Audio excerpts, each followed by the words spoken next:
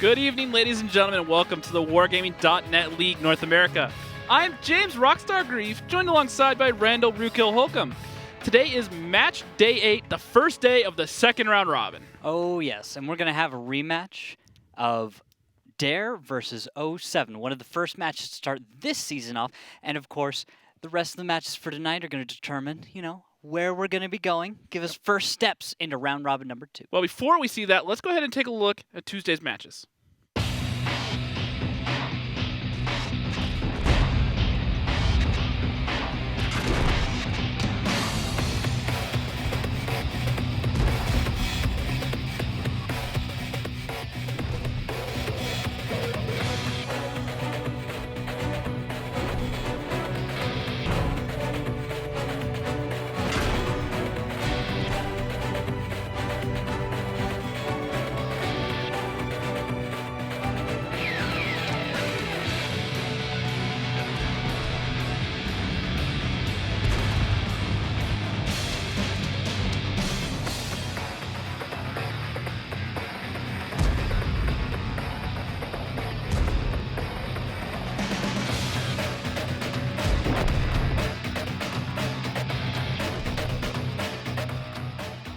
And looking at the standings, Apex leads the way by a grand margin at 21 points. Behind them, Dare and Eclipse neck and neck with 13. 07 behind them with 12. Aquatic, 10. Tied with top tier 10, and then Valence with 5. Rivals sitting in last place on 0 points. They didn't pick up a single win during the first round robin. Hopefully today they can get their first win on the season. Hopefully. This is hoping not for them, as they've got to go up against Eclipse of all teams. That's going to come after our Dare Rising versus 07 match to start the night. Our off-air matches tonight, Apex versus Valence, top tier versus Aquatic M60s, 2 matches that should be pretty entertaining to watch. We also know that you all care about fantasy, so you want to see how those players are doing. Try to bring you guys some updates throughout the night. Speaking of fantasy, though, make sure you check out the fantasy website right down there, wgl.gg/fantasy, WGLNA. Myself, Randall, we both have rosters on there. I'm doing significantly better than Randall because he just picks all his favorite players that he's known for forever and are outdated and not performing well this season. Follow your heart, Rockstar. Yep. And you will always find your way. Hey, that's just gotta believe. All your way to 154th, I think. That's not bad for believing in yourself. Prizes are for the week and for the season, guys, so make sure you get in there and pick them. Includes a Type 59. Type 59. All right, and don't forget to reach out on Twitter at WGLNA and also hashtag WGLNA. And of course on Facebook /WGLNA, where every day, just like today, we get on and give you guys a few heads up, little tips and tricks on how you can go about picking your team for the Fantasy League. And of course, we have the question of the day, ladies and gentlemen. Today, that question is, what is your proudest moment in World of Tanks? Now, I think mine and Rox's are self-evident here, so let's go ahead and skip our answers for this one. We'll ask a few of these tonight to the players. I'm sure they'll have some fun answers for us. We shall see. We shall see. But let's move right on into our first match of the night. It's going to be Dare versus 07, Rox. So let's look at the roster first for Dare and talk to me. I'm looking at My Little Putin, Master Putin. Who are you looking at? Well, you have to look at Aggressor, though, because he's sitting in second in the league in damage done this season throughout the whole league, one of the highest average damages right there. He's just very quietly been just performing very well for this team.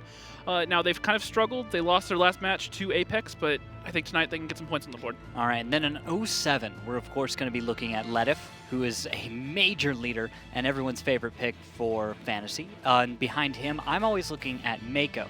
However, I'm kind of off and on about choosing him as he puts up good points, but not always. Well, another person to look at there is Warbander, the main heavy tank player for 07. Constantly is one of the top damage dealers for the team. I think he sits on 13th right now overall on the season for damage done, as well as he's up there on the kills table as well. So someone definitely to keep an eye on.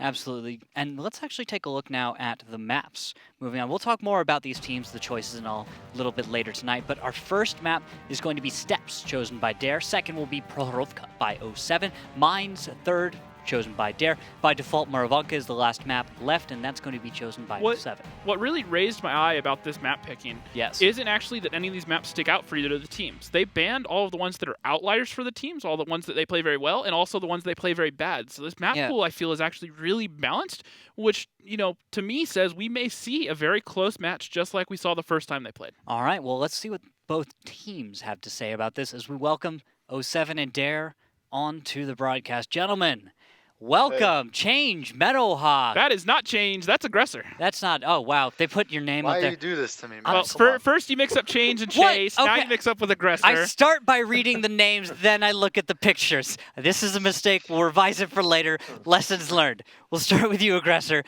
Rockstar has been going on and on about you. First thing, proudest moment in World of Tanks. Probably, what is it, a year ago, finals, when we were versing Simp, and I was on I Love Lamp, and we won the match when the timer went out, and we reset the cap. Do you remember that, Ruko? Oh, dude, I remember that. I was freaking out that day. That was amazing.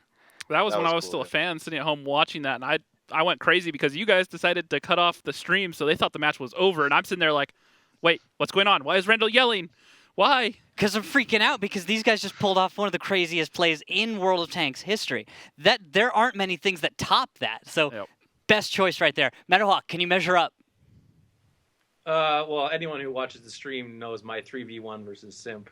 Ooh. Yep. Definitely one of my good moments. I mean, as a team, obviously going, qualifying to the finals, like we've been around so long, but we've never actually met. So meeting as a team, that was pretty touching too, I think. Dude, that is seriously one of the biggest deals. Whenever you finally get to meet your teammates after playing for months and months, some people years here. Yep. Yeah, those are two really good choices. Thanks, guys. Now, let's get into Dare first. Dare, we've been ragging on you guys or saying that you are the greatest thing ever, right? You get hot and cold. After these last two matches, they've been rough. Apex and AM60s. And your last time that you played against 07 didn't go your way. What have you done to turn that around and prep for your 07 match here today?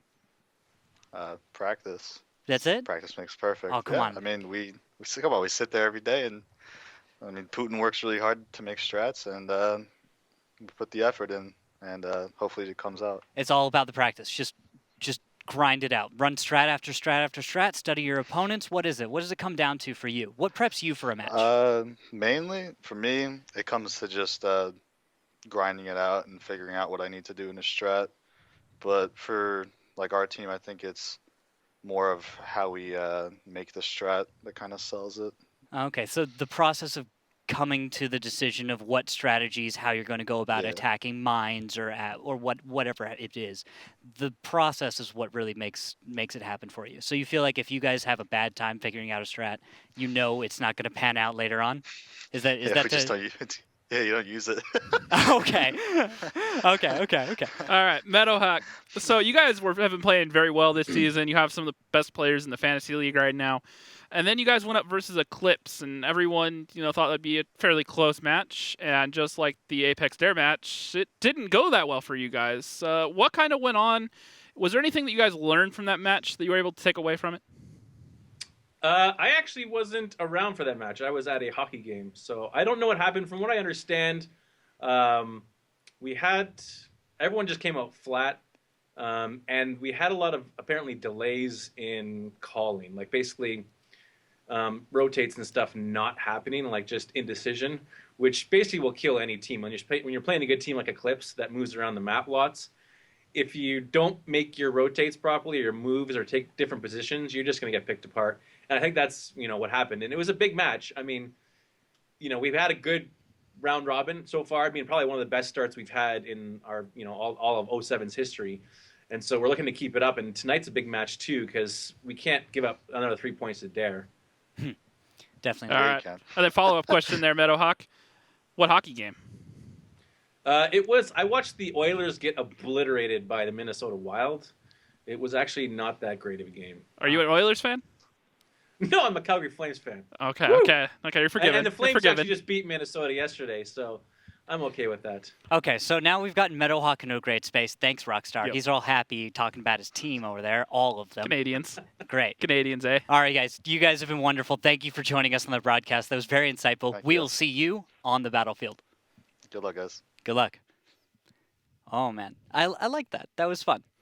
Sometimes you get off, not going to be able to just be there for the match. Meadowhawk might be the cheerleader for his team because he sits on the bench sometimes a little bit more than everyone else. So maybe when he's not around for 07, everyone's a little bit off, I'm just joking. So if Meadowhawk is cheerleader for 07, what does that make Comps? Because he is literally the most unexcited person that I know. Commissar. Commissar? Okay. Okay. Commissar Comps. Okay, I can live with that. Yeah. He seems like the kind of guy who's like, no, we're doing this. This is the strat. Get in line. Very disciplined. I like it. Okay. I like a person who leads a team that way. It's very nice to see. So, let's reset for a sec. We've got Steps, Proc, Mines, Murrow as the maps going into this. Both teams seem like they're in a good place. I liked what I heard from Aggressor. Excuse me again for getting the name right. It's so embarrassing. But what he was talking about with this team is I heard from a little birdie that My Little Putin is a very much more big picture caller. He doesn't micro his own players. And so when they talked about the way that they come into figuring out a strategy, that started to make a connection for me because because when you hear about a battle caller who's a very big picture caller, he's not going to tell people specifically what he needs them to do. He doesn't need you to drive left, right. He needs you to get here or there.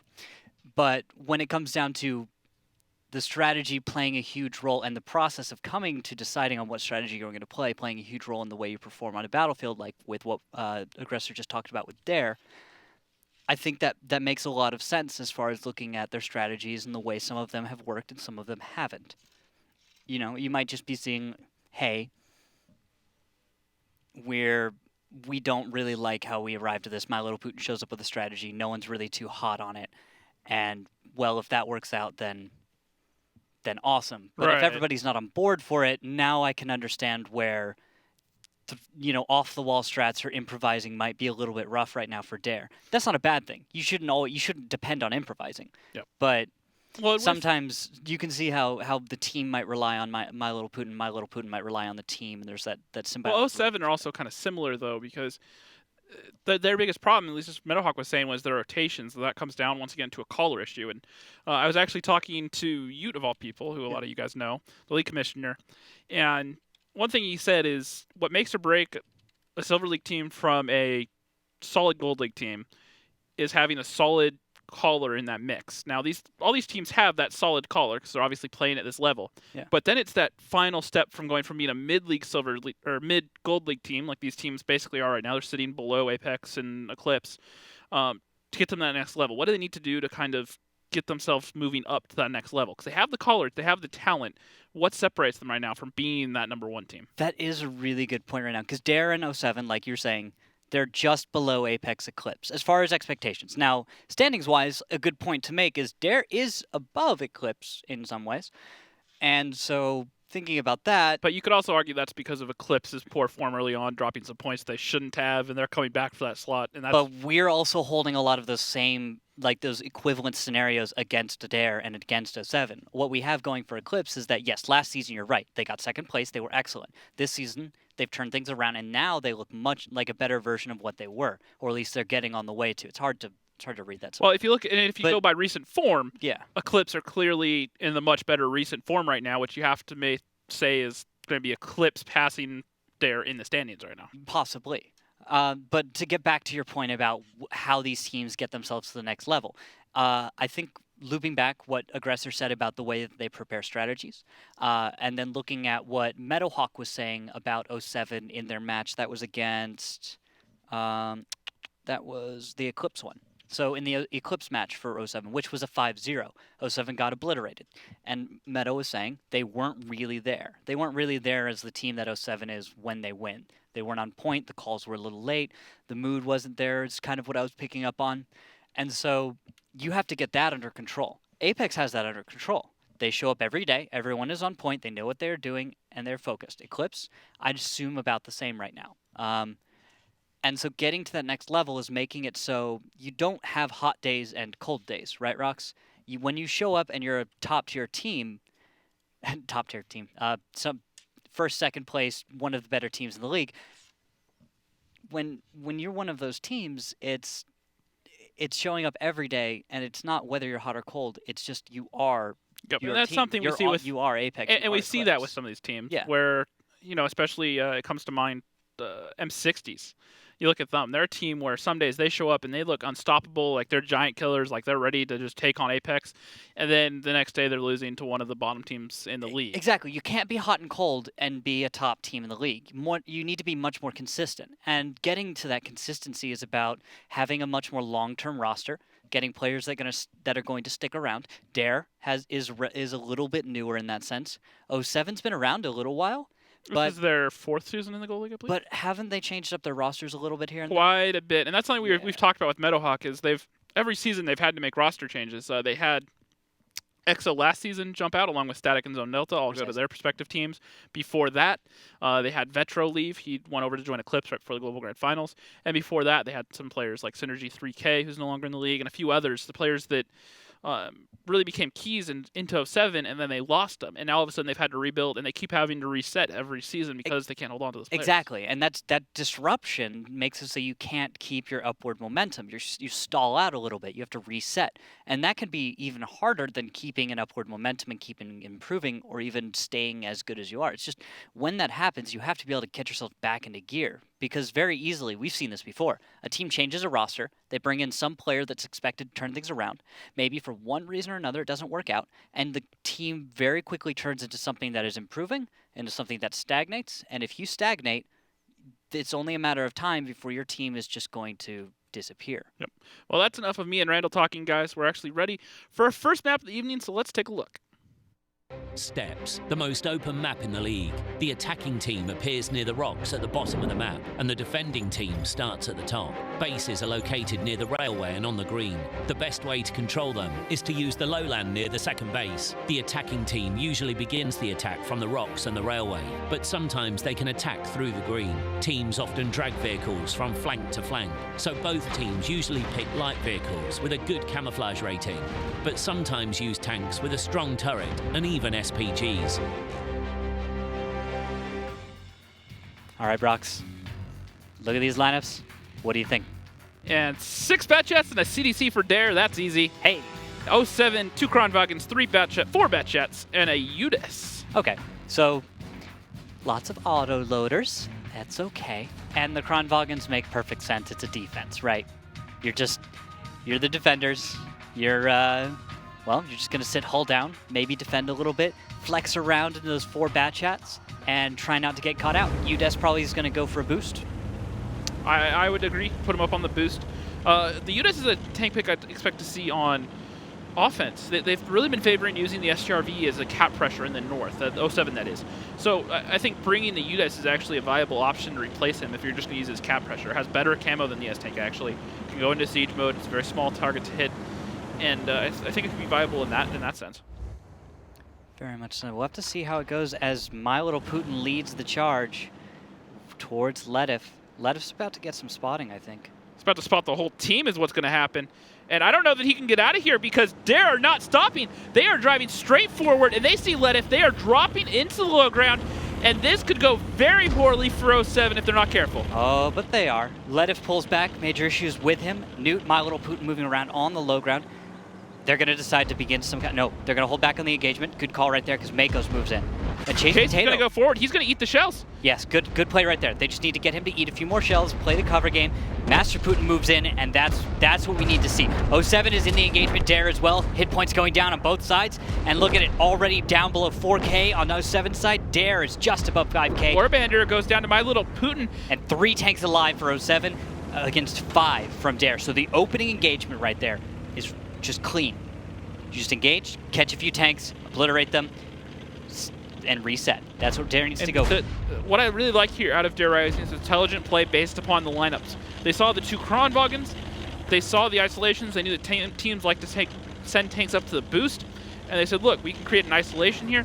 They got the tanks down into the low ground, they forced that brawl, and they also dumped into the Kronwagens on the high ground at the same time. And so they abused the terrible DPM that those Kronwagons have. Their burst isn't that great. It's only 1600, so the same as say 50V or T57. And the armor's not really there, too. If it's not hold down. Yeah, if it's not hold down. But what I'm talking about is a brawl, of course. Yeah. You get face-to-face with the Kronwagen, and it doesn't have tracks like an E100 where it will eat 1 or 2 shells, right? You're going to deal your damage. No matter what format you're playing against a Kronwagen in this game, whether it's pub match, strongholds, anything, the best thing you can do to make a Kronwagen as uncomfortable is pressure.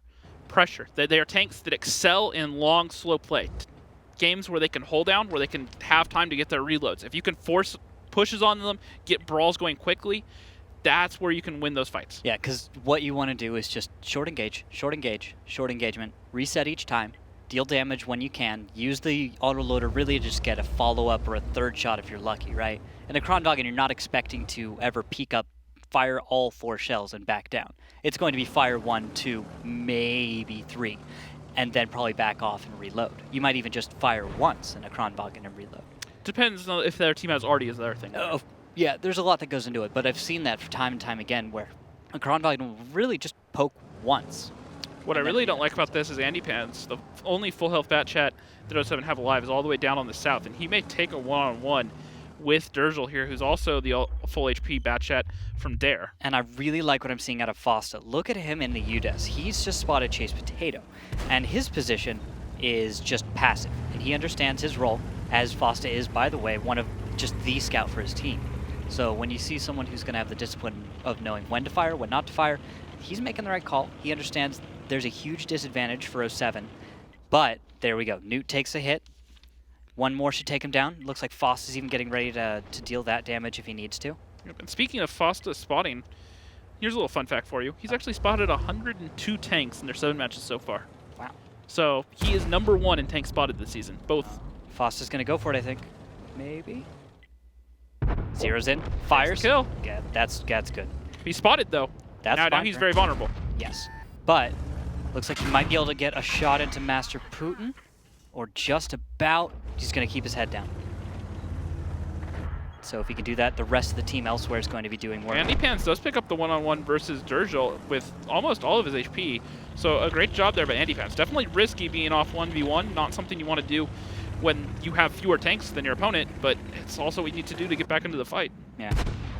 Chase Potato's going to start taking on Fosta in the UDES. I don't think this one's going to last too much longer. Dare should be able to clean this up. They're going to take Fosta down, and then they're going to put tanks on cap.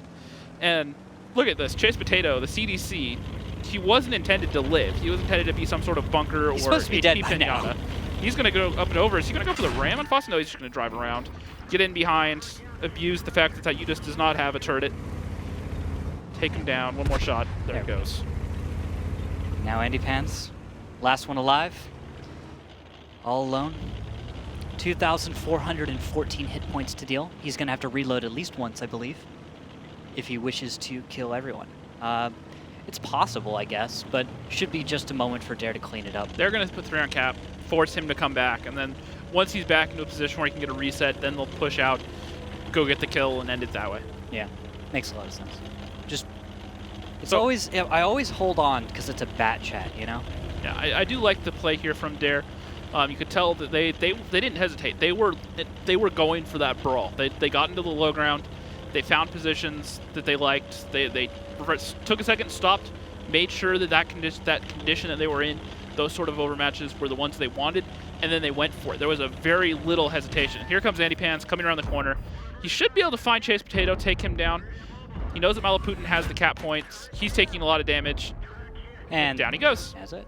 And that's going to be a 1-0 win in favor of Dare Rising. And nicely done on attack, by the way. So attack win to start this one off by Dare. 07. Actually, I want to step back for a sec. There's something we really didn't establish early on, which I kind of wonder about. Do you think Dare is more afraid of 07 or 07 is more afraid of Dare? That is a tough one. If you have to remember, this is basically a best-of-3 series, if you want to look at it this way. The grand final, or the North American finals a few months ago, It was Dare that beat 07. Then, first round robin, it was 07 that beat Dare in overtime. Or then Deja Vu. Now, this is a rematch, and this is a chance for Dare to retake first place essentially over 07, if you want to look at it that way, Yeah, to kind of jump back to win on this top. series. Exactly. But 07 right now is the one that had the better standing coming into this as far as their last record, right? So 07 is coming in. They look a little better. They're both coming off of 05 losses, essentially, so I don't know how much momentum is really going to play into this. Yeah, that's kind of what I've been trying to think about is like, where are these teams going to be? Because usually you'd expect one team's coming off a win or something, and then maybe there's a little more to it. But this is going to be a hard match to read. It's going to come down to what we can see out of these teams early on, because I don't think either team played all that poorly at all in this battle. 07, yes, they just got beat up a little bit in the opening push, but I have to give it more to Dare on that one. That was aggressive. It did not stop. There was no room for 07 to really react. They weren't given time. Things were spotted, and the engagement began. Well, and that's what I was talking about, especially with the Kronwagens, is they set up on the low ground. They had 3 tanks on the low ground, CDC, and 2 Batchats. Yeah. And then they also had 2 separate Batchats up on the high ground, Aggressor and Maktat Putin. Yeah. Both went in and on those Kronwagens, and they took the 1v1s and basically killed them themselves. So they started a 2v2 elsewhere that they won. Yeah. On the lower ground, they started a 3v2 that they won. They took a little bit of damage. Almost 4. Yeah, almost actually. 4. Almost and it was 4. the 2 tanks sitting in the backfield. The biggest problem is, while they were getting off damage and they into that fight, they were so far back, they weren't contributing HP, they weren't keeping other guns on their team alive, and that's what ultimately ended up losing this game, because when that whole brawl was over, instead of being able to rotate HP and keep guns alive, it was a 5v3 from that point on, and then that was 2 tanks in favor of Dare Rising they had. They were able to keep the momentum, get the kills, and just carry it off from there. Absolutely. Just now getting into this one, we're going to switch sides, all right? 07 is now going to be on attack. I like their attacks. Foster probably bringing in RU-251 active scouting, or maybe a little bit of that TD play. He brings a UDES again, maybe an S-tank, something out of that. I think the opening lineup, and tell me if you agree, opening lineup for 07 is going to tell a lot about how this one goes down, because I think Dare should, after coming off a win to start it, is looking to be in a slightly more comfortable position, or at least they're going to be a little bit more warmed up. Maybe. Yeah, now what I hesitate to see out of 07 here is they've run the same strat essentially twice now, with the 1-cap play using the S-tank on cap. Yes. And if Dare have done their homework and 07 tried to do the same thing, this could very quickly be a 2-0 lead in favor of Dare Rising. Well, I know 07 does their homework. They definitely study their opponents, so they're going to be ready for what Dare brings, or at least they should know the strategies that Dare has brought before on steps. Well, going over the lineups here, an IS-7, 3 Batchats, a 140, an STRV, 103B, and a UDES. 07, a Kronwagen, 3 Batchats, an Object 430, an STRV 103B of their own, and then Fosta in the RU-251. Once again, Fosta, one of the best scout players in the league right now. Yeah, and Dare has never lost has not lost a map this season on steps. Defense. They haven't lost one. Their attacks have suffered. But Dare is looking to be in a good place against 07. 07, by the way, on steps, has 6 battles played.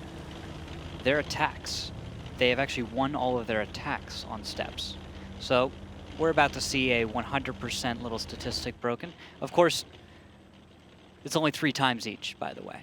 Both teams have only played this map 3 times on either side. So we'll see who's going to finally lose their first Look at attack this and defense. run from Fosta. That's aggressive. This is aggressive? That's suicidal. Just about. If you can guess your opponent, okay, yes, pretty much suicidal for the most part, especially if it were a pub, right? So when you know your opponent's going to do an east-west, where they'll probably go to one side or the other of the hill, this is still pretty dangerous, because usually you would expect something to be playing a hull-down game and probably be waiting for you. Usually you would have expected Foster to move forward and go passive in a bush.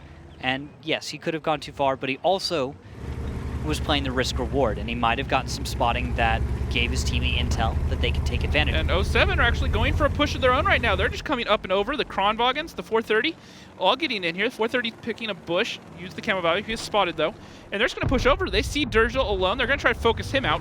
But a lot of fire going into Andy Pants. 1500, one more shot, and he's going to go down. He tries to get out of there, ends up going down anyways. Warbander being focused out now. 1647, 1800, and he goes down, and that is not a successful push for 07. No, not so much. Although damage being dealt from the 430, Mako's in the backfield. I've been watching him this entire battle, just damage, shot after shot after shot out, and not taking a lot of damage in return. He's going to be able to actually maybe claw this one back for his team if he's given the opportunity. And But look at this Newt in the S-Tank sitting up there in the boost, just able to pick tanks off this cap and shut it down. 07 or 4,000 HP down at this point. This is once again a 6v3, very similar to what happened last game, just roles reversed. But 07 still coming out the worst of the two. Absolutely. Now it's falling apart for him as everything just not really working out. Makos can try and deal all the damage he can. Commodore just a little too far back to be able to get some support. Dare's playing a solid defense. I guess, well, that proves it for now. That's going to be the first loss on attack for 07 on steps for this season. But next map is going to be Mines, which is actually a map that doesn't really favor Dare Rising. That's actually one of the maps that 07 is actually really strong on. So we're going to start with, it's looking like Dare's going to be defending. How's that stack up? Dare's defense rate on Mines right now is 70%, so 1 loss out of 4.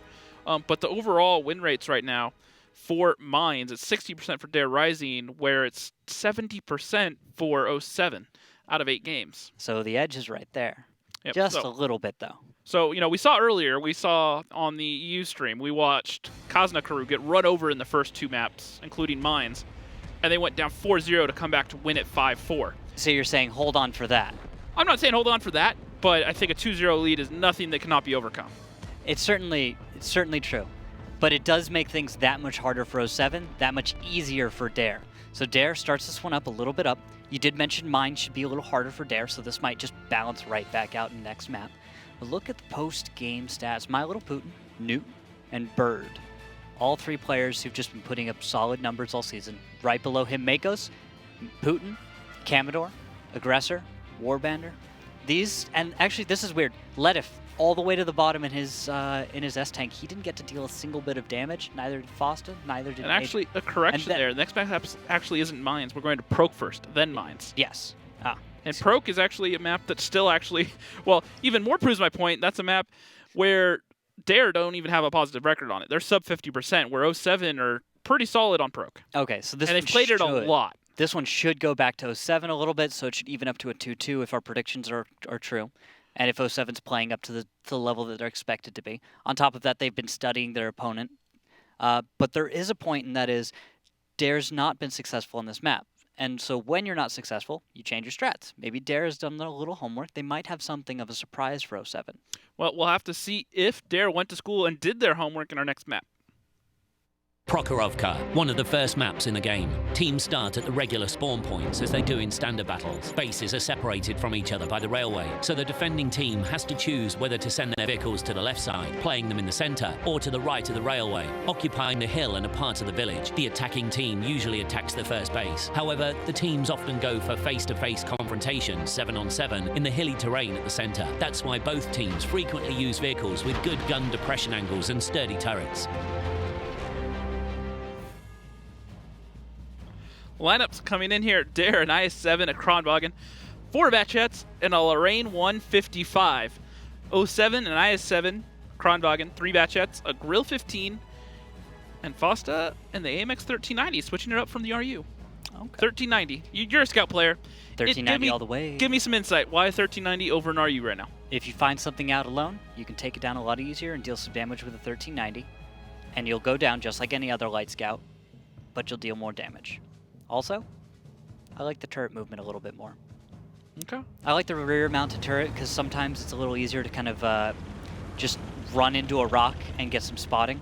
So if you were to just nose right into a rock in the middle of the map, it's easier to get that turret out for a short spot instead of trying to do that with front-mounted turret.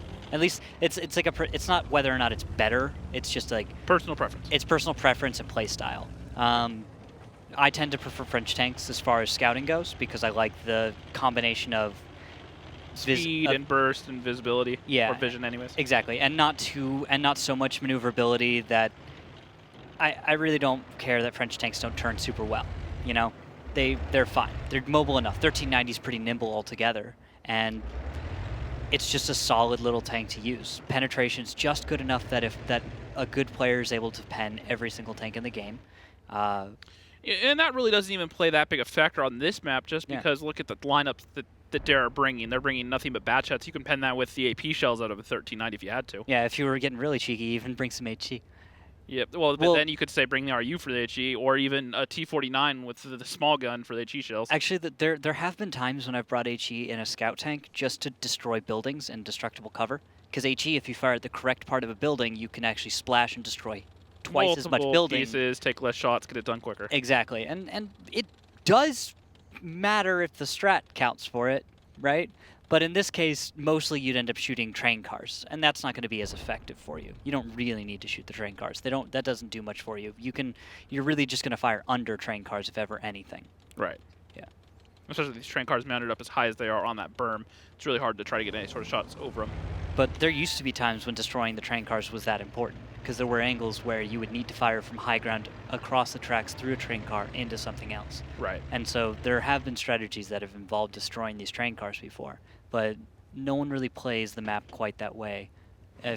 It would be fun to see, though. Well, and then when you have tanks like this Kronwagen right here, you have to remember 12 degrees of gun depression and great turret armor. It can work that ridge line and actually shoot underneath the train cars, something that very few tanks in this game can actually do and do it easily. Yeah. STB, Centurion Action X, and then a Kronwagen. Other than that, there are very few tanks that can actually work that angle successfully, consistently anyways. Well, both teams now just trying to figure things out, feeling each other out. Foss is taking a much more leisurely Well, he was sitting passive for a while over towards the hill, maybe waiting for a rotate out of Dare. Yeah, we actually might want to do a little listen-in with 07 in a minute, see if we can get their insight on attack, and see what Foss is going for, because the cap pressure started, but there's not really, like, look at the positioning right now out of 07. We see Mako's major issues sitting south, so this looks like a trap to me. They're going to hope Durzel, perfect example. Thank you for being there, Durzel. Durzel is going to be up in the mid trying to pause the cap. Now what's going to happen is a bunch of tanks are going to be looking to push over and across. They're going to dump into this Kronwagen right now. Look at this hit squad. Yep, Batjat's coming straight up the middle. They're baiting the shots from this Kronwagen, and this is about to be one dead Kronwagen in a second. Oh, very much so. But look at the positions from Dare. We have tanks hanging back. They expected a push like this. And because of that, Andy Pants is getting wrecked down to one shot. He's going to get picked off here in a second, but not before they take down Durzel and the Kronwagen. Yes, now Major Issue is going to be able to keep moving forward. Damage, though, going quickly in the favor of Dare. 07 has walked into a crossfire. Yes, they tried to go for a trap, but it did not work quite as they expected, because they will take down My Little Putin here in a second, but Major Issues is a one-shot. We'll see if he can get off any more damage. MacTap is actually reloading. Burden Fungus is on a reload as well. Foss is getting in behind Burden. Fossa might just go up and over, try to get some shots off, but this is not looking good for 07 for the third round in a row. Yeah, really risky move, but that's... MacTap getting lit up. 1,000 damage onto him. Ow. Okay, that'll turn things around a little bit. Now we're 4-4 again. Leadov, though, taking a lot of damage in the grill. Has to back off, takes 835, half of his hit points. And look at the module damage onto 07, though. You have a dead driver on Commodore. You had an ammo rack on Letif, or a dead gun anyways, damaged gun. I don't know if you're going to have a Commodore in just a minute, because he's sitting at 455 right now. 2 more shells should take him down. And that should go to Dare, because this is 07 on attack. They just went for an incredibly risky move. It certainly killed a bunch of tanks. It left 07, though, at a huge disadvantage for hit points. They can't really push out with Commodore. Warbander can't do much either. Letif can afford to take a tiny amount, but really... Well, look at this. 07 are trying to swap tanks here. They're going to let the Kronwagen come get up against this I-7, and they're trying to get Fosta away to go be cap pressure, but he's constantly getting spotted, so he doesn't want to move away yet. Yeah, and then Artie is still in this battle, too. So what you're looking at is now Artie's looking towards Fossa. He's going to And he knows that he's the cap pressure, so he's trying to stop them from getting in position to get the cap. He's going to go for the snap. Yep. He fires it. Misses. Just wide. Fosta turns, getting out of the low ground, and that'll keep him safe. And actually, in a gun depression fight, the IS-7 getting the first shot into Warbander. Warbander played that risky. He did not take. He didn't take a lot of time to try and avoid those track shots or those side shots, and because of that, Bert was able to get a shell and in a place that wasn't the front of his turret. Despite being a 4v4 at this point, 07 are just bleeding too much HP to hold on to this cap. And as I say that, they're about to bleed more because Chase Potato's looking for a shot. He fires, doesn't get it. Chase going for his normal full reticle snapshots, not waiting to aim in. He works out every now and then. He just throws him out there. Accuracy by volume. Instead of taking an extra 10 seconds to aim the shot. Let's just fire it off, see if it hits, and reload 10 seconds sooner. What he was probably going for more so, because now I think he's looking towards the cap, is he was focusing a little bit more on, okay, I need to stop focusing on the Kronwagen. Let's just throw the shell out here. By the time I get focused on cap again, I'm going to have a reload.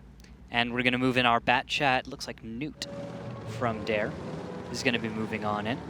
And he'll go for spotting on the cap. Hardy should be able to follow up momentarily, and Foster should be reset. Newt's moving in. He's going to go for the spot on the cap. He's going to poke up and over here. He gets spotted. There he goes. Finally catches Foster. And now Chase Potatoes should be able to get a shot in there with the artillery.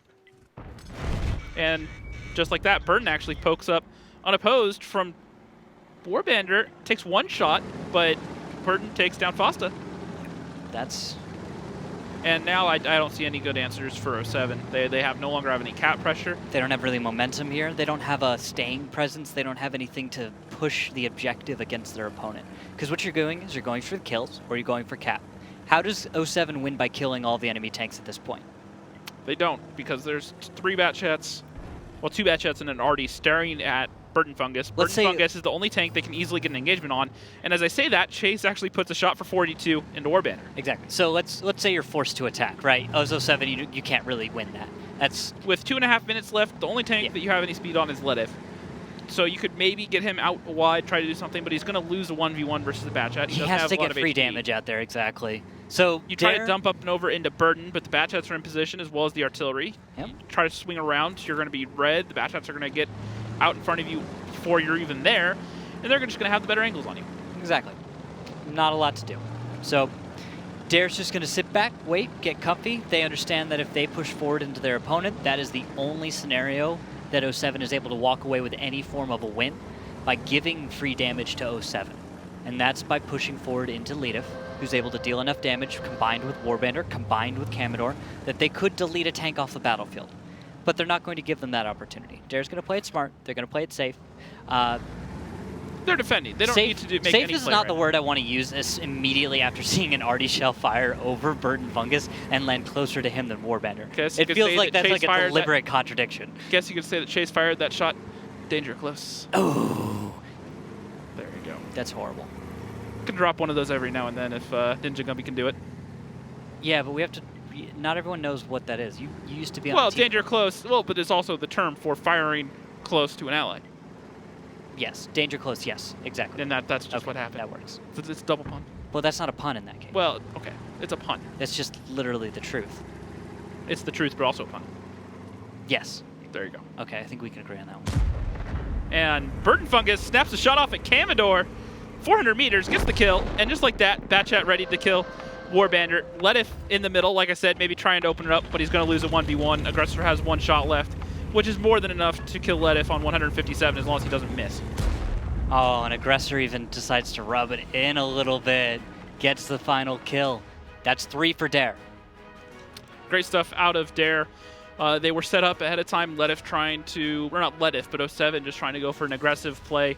It was more a timing strat is what I feel. They were hoping to catch tanks out on the 1 line, not in position to cover the Kronwagen and the I-7. They dumped up and over with those 3 bats, and poor Andy Pans, first one to get spotted over that ridge. Yeah. He barely got to fire a shot. Yeah, because when you go for east side pressure, you're putting cap pressure on the east side. You're forcing your opponent to move from the west side, where they are set up as Dare is, close to the tracks. Usually teams will compress themselves up against the tracks so that they can get ready to just go up and over.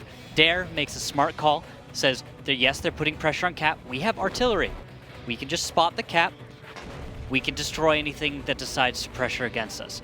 And then, when 07, assuming that Dare, or taking the risk that Dare has decided to move their tanks closer to the train tracks, moves their Batchats up in a little sneak attack, it doesn't work out. Dare's got guns on those targets. They're walking into the most ideal crossfire. Like, that's what that crossfire is set up for. Yeah, it's set up to deal with exactly that push. So it's 07 tries as much as they can. They did relatively well for having run into a one-sided scenario. And while we were sitting there talking about it, one thing I want to point out is Aggressor, who I've mentioned earlier as being one of the top damage dealers in the league.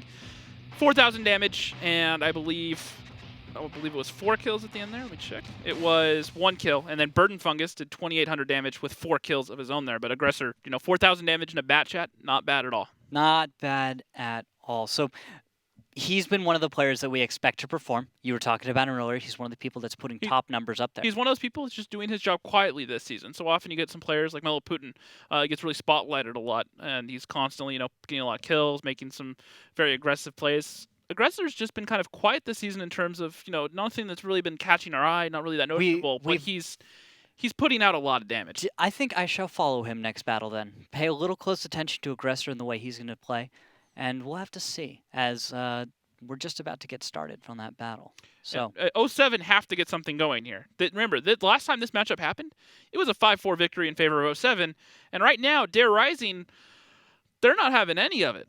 Yeah, well, let's get ready to go into battle number 4. We'll see where these guys are going as the lineups we'll see in just a moment are IS-7, some 430s again. 07 going for 430s. Rockstar, talk to me about the Object 430. It's not a tank we see as popular in the league as other Russian medium tanks. It has the highest DPM of any of the Russian mediums, but the problem is its gun handling is bad. It does have good camo, has weaker turret armor, and its mobility is the same as a Object T-62A, so not a common pick. Yeah, now, something I do want to point out. Something to point out here real quick is if you look at Dare's lineup, no. They brought the T-49 with the small gun. Now, here's the thing about that. If you look at it on paper, it has 4,000 DPM. That's 4K DPM Material Light, and a lot of people go, wow, why don't teams bring that all the time? The thing you overlook is the shell type. It only fires HE shells that are extremely low pen. That can work out if you're firing against bat chats, but the problem is even bat chats are iffy pens if you have the wrong angles. You know how bat chats, they're basically made to bounce shells because of how their armor is sloped. It's the only way they bounce shells is by hitting the perfect angle. Yeah, and so the T-49's small gun, its effective DPM is much lower, less than 2,000, and that's why we often see tanks like the RU-251 and the 1390 used instead. Makos is spotted moving up to the northeast. He's going to be pinned alone in his position, and he is hulled down for now. We're watching Aggressor's POV currently as he's going to try and fire on that position. And they know Makos is up there. Oh, they know. He's going to be taken care of momentarily. You just got to give him a second, and it will happen. But that 430, if that 430 isn't dealt with, I'm expecting to see a counter push by 07. That would be probably the most useful, I think, strategy for 07 to employ right now, because if they leave the 430 there, he's going to eventually be destroyed, taken out, right? If you can't make your opponent pay for it, if you can't create any value from that Object 430, what are you doing, right? Well, see, the thing is about that 430, the reason why he's up where he is right now, it's not for the gun. The one thing I mentioned earlier, a minute ago, is it also has really good camo value, so it can stay passive in one of these situations. Isn't the 62A a little sneakier, though? I no, thought the 430 has the best camo. Okay. That whole line has the highest camo. The 416, the Object 430 V2 also has great camo. Yeah. And the 430 has the highest camo value of any of the 3 Russian mediums. Oh, okay, because I always get the orders mixed up for all 3 of them, because the dynamics of each are so strange. At a glance, for anyone just looking to get a Russian medium, if you don't have one already, for pubs, clan wars, 140 is preferred for organized play mostly just because it's faster. Its DPM is good, but not great. But its gun handling is also friendly. And Makos gets a completely evaporated MacTap in the grill, picking up the kill. But that will cost them Chase Potato. Okay. A little bit of a trade. I think it's certainly a tier 8 for a 10. That's a trade that I'll take any day of the week. Yeah. Bird, though, takes a little damage. And so Dare pays in Chase Potato and some of Bird's hit points. So 07's finding a way of making these trades equate to a degree. But it's going to be tricky. I'm not quite sure what I think of this yet. Out of 07, the response bounces coming off of Commodore. I would have. What I was talking about earlier, I would have hoped 07 was going to go for a little bit of a counter player to try and create value out of their object, but they did create some value in that they were able to take down Chase Potato. I just felt like placing a tank in the northeast like that, it's a huge risk, and it didn't pay off for 07 as well as it could have. I think they could have put a little more effort in and possibly gotten something out of that. The HE shell from Burden Fungus going into the gun of Commodore, not damaging the gun, luckily for him, though. Ooh. But he does take another shot from the Bat RU-251 all the way down in the south of Fosta. Now, one thing I was going to say, though, is as far as the Russian mediums go, rule of thumb is the T-62A is just generally the best brawler because it has the quickest little mobility in the short term, the great traverse, good turret armor, and nice gun handling. 430 is quicker, keeps up the bat chats a bit better. The place the 430 excels at is the raw DPM, the point-blank brawls. It does have good camo value. The problem is gun handling is abysmal, and its turret armor is the worst of all three of the Russian mediums. So most people, if you're looking to get into, say, Clan Wars something, 140 first, then T62A, and then the 430 if you're bored or you just want to play a tank with great DPM. Yeah, I recently picked up my 140. Well, that's because the 140 came out after you'd already done the Russian mediums. Yes, that's why. Because I completed all the lines and then I just didn't look back because T62A best A. I mean, it's got an A. Everything else has got other numbers and letters, so obviously the T62A must be the best, right? That was the logic I followed. I love my T62A, don't get me wrong. 140 has never been nice to me, but that's totally besides the point right now. Shots being traded, cap pressure being put on by Newt in the bat chat. The grill is up of Maktat Putin up at A0. The STRV for 07 just lurking around D2. I don't really see any way for him to get involved right now, and 07 are just taking their time because there's no cap pressure. What I would like to see here, ideally, out of Dare is another tank getting onto cap. Possibly. Now, Aggressor from Dare is in the southeast on the hill. Cover fire for bird and fungus, right? Also covering the south. Looks like he actually gets spotted, so a move coming out from... Who is that? Who must that be? Couldn't have been Fosta. Fosta's still hanging back been quite sneaking hard. shots into Burden so far this fight, though. Yeah, just when he can. Aggressor just backed off, blind fired at the position Fosta was in, and he's actually going back for another try. And if he's able to actually get a hit into Fosta, would you mind actually jumping over to Fosta for me, Rox? Show me what happens on the other side. I'm watching Aggressor's POV right now, and Fosta is sitting passive in a little bush. Aggressor's going to be looking for blind fire. And actually, Aggressor decided to go up and over the tracks this time, which is a bit riskier because he actually gets himself spotted. Well, the only thing the Aggressor has covering him right now, or Fosta has covering him, is the S-Tank on the high ground at D1. He'll have a few angles in here, but it's at such long range. Normally, I'd worry about shots at range, but if you played that S-Tank, one of the strong suits of it is its shell velocity is insane. So it can shoot at distance without much problem at all. Yeah, shell velocity is a huge issue for tanks and when you start firing at ranges like that. Bat Chat suffers from a few issues with shell velocity. T49 with the derp gun. Good luck. Actually, how's the Kronwagen? Have you done much sniping in that? I've really only brawled in it. It's all right at range. The biggest thing that you can do with it is when you're hold down, you don't have to worry about scooting forward and backwards and taking a hit when you do like in a 50B. Turret's so soft that if you peek up just a little bit, if they can sneak the shot in there, it's going to pen. Yeah. The Kronwagen, you can just sit on a ridge and just stare at someone. And as long as there isn't artillery, you can stare at a JP and a grill and just say, go ahead and shoot me, you're not going to pen, and you can just fire all 4 of your shots. So its accuracy isn't the best, but because you don't have to wiggle, you can keep your gun on target without having to re-aim. Sorry, Rox, look at this right now. Actually, it looks like My Little Putin, Newt, and Aggressor are all going to go up and they're not over. spotted yet. They're just going to come in. They still haven't been spotted, and they're going to go up and over. Milo Putin gets spotted first. Newt comes over. Durgil goes for the ram. Takes a majority of the hits for his team. 1,200 on to Durgil. He'll go down here in a second. But even Milo Putin and Aggressor haven't taken much damage. They do find the kill onto Major Issues as well. Commodore losing his ammo rack. He goes down, and now it's a 3v6 for the 3rd time tonight. All right. Dare's certainly coming out and playing strong. Just right on target. 07 just feel flat-footed, I think is the best way to say it. They just seem like they're on their back heels. Yeah, I think that's a great way to characterize it as well, because the way this started out was Dare started strong, right? They picked up the first 2 wins on steps. Now they've picked up a win on proc. And they're going to follow it up with now another win. 07 is really going to have to put their heads on straight. Because remember, we already saw one 4-0 comeback today, so I'm not going to rule it out. But I will say this, anyone that stacked this match for fantasy, you are probably cringing at the sight of this 4-0 right now. Right now, if I stacked this match for fantasy, I'm going to tell the truth. I put 2 from both teams. I picked top performers and said, I don't care who wins. I'm going to get my fantasy points. And that, my friend, is why you're in 150-something. But guess what? It's not over yet. This is battle 4. Boss actually gets the track onto Aggressor, but Aggressor picks it up with a ram. Yeah, this is battle number 4. 07's not out yet. I know it looks that way. I know it looks like it's bad. Well, but there's still a chance. Mines is up next, finally, so they need to get their momentum going and fast. Yes, and if 07 can get back into this, if they can get their heads back on straight, if they can just move past these losses, there's a chance for them. But if they can't, if Dare is going to be able to keep this momentum, 07's going to let Dare keep this momentum. If they're going to let 07, if they're going to let Dare walk away with a 5-0, that's up to 07 right now. And that's actually going to let time expire, a 10-minute round. And that's going to be Dare 4-0 up over 07 Gaming. I'm just saying, it's not over till it's over.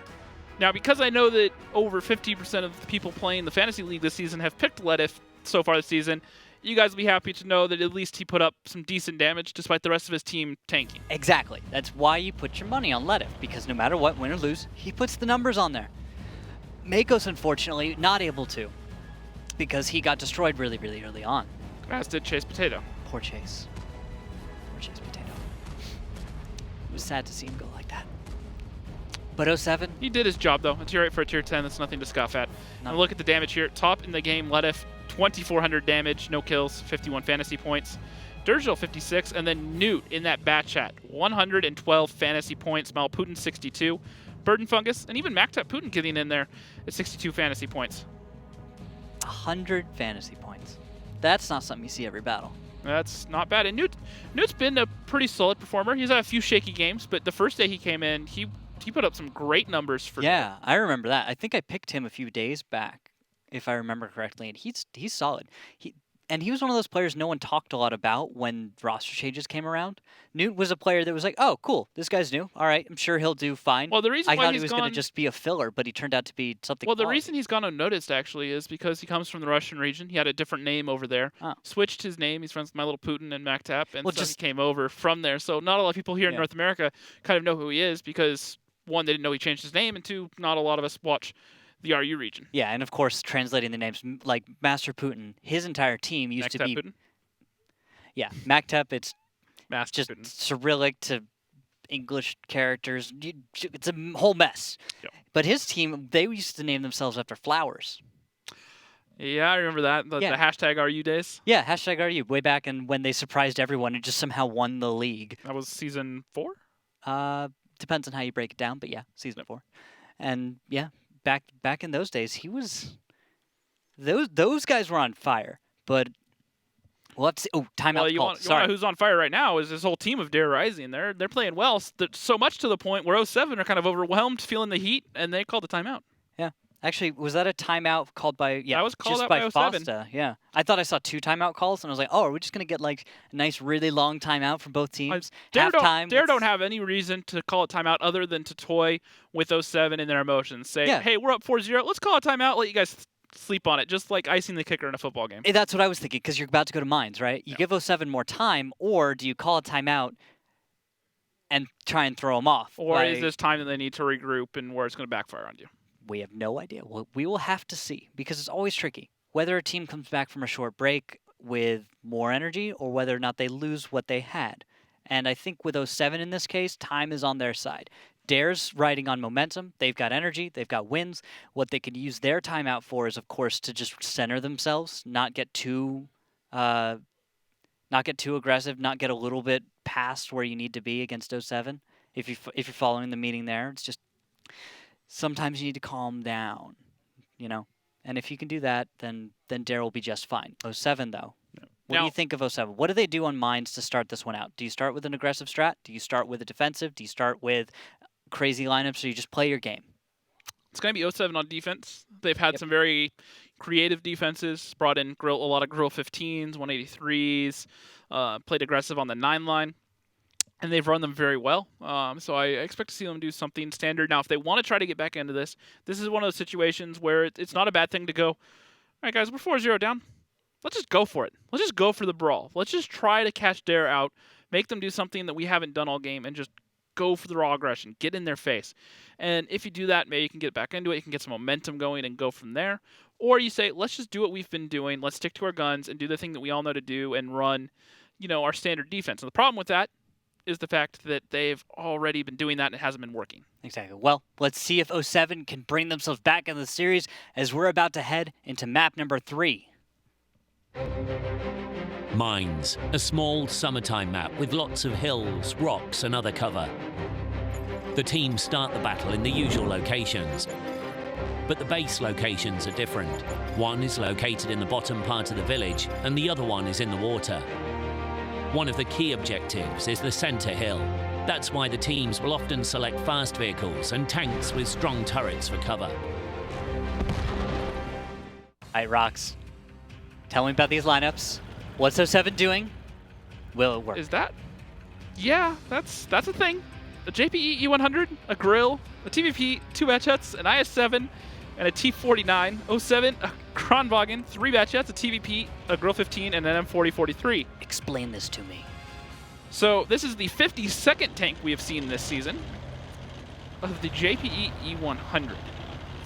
Chase Potato, opening run. They're going to take him, they're going to put him on cap, and they're going to have him sit there, hold down, and just stare at that corner where the grills pop up. And actually, major issues. Oh my, up.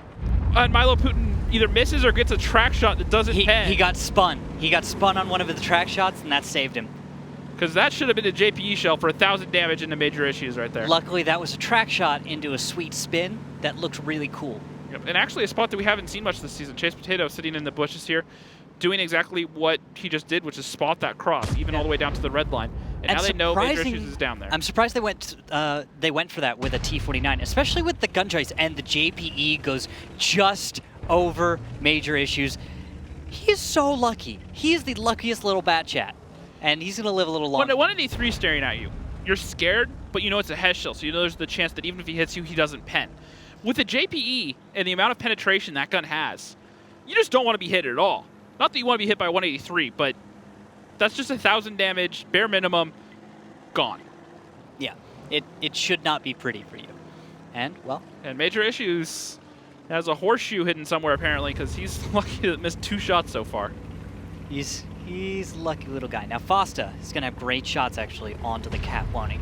In the M4043. And he has some horseshoe with him right now, because Durgil just missed a snapshot off on the major issues. He is so lucky to be alive right now. That's almost 3,000 potential damage that should have been done on major issues at this point that hasn't been done. You know who doesn't care about major issues? Master Putin. But guess what happened to Master Putin? He's going to find the grill in the backfield for 716.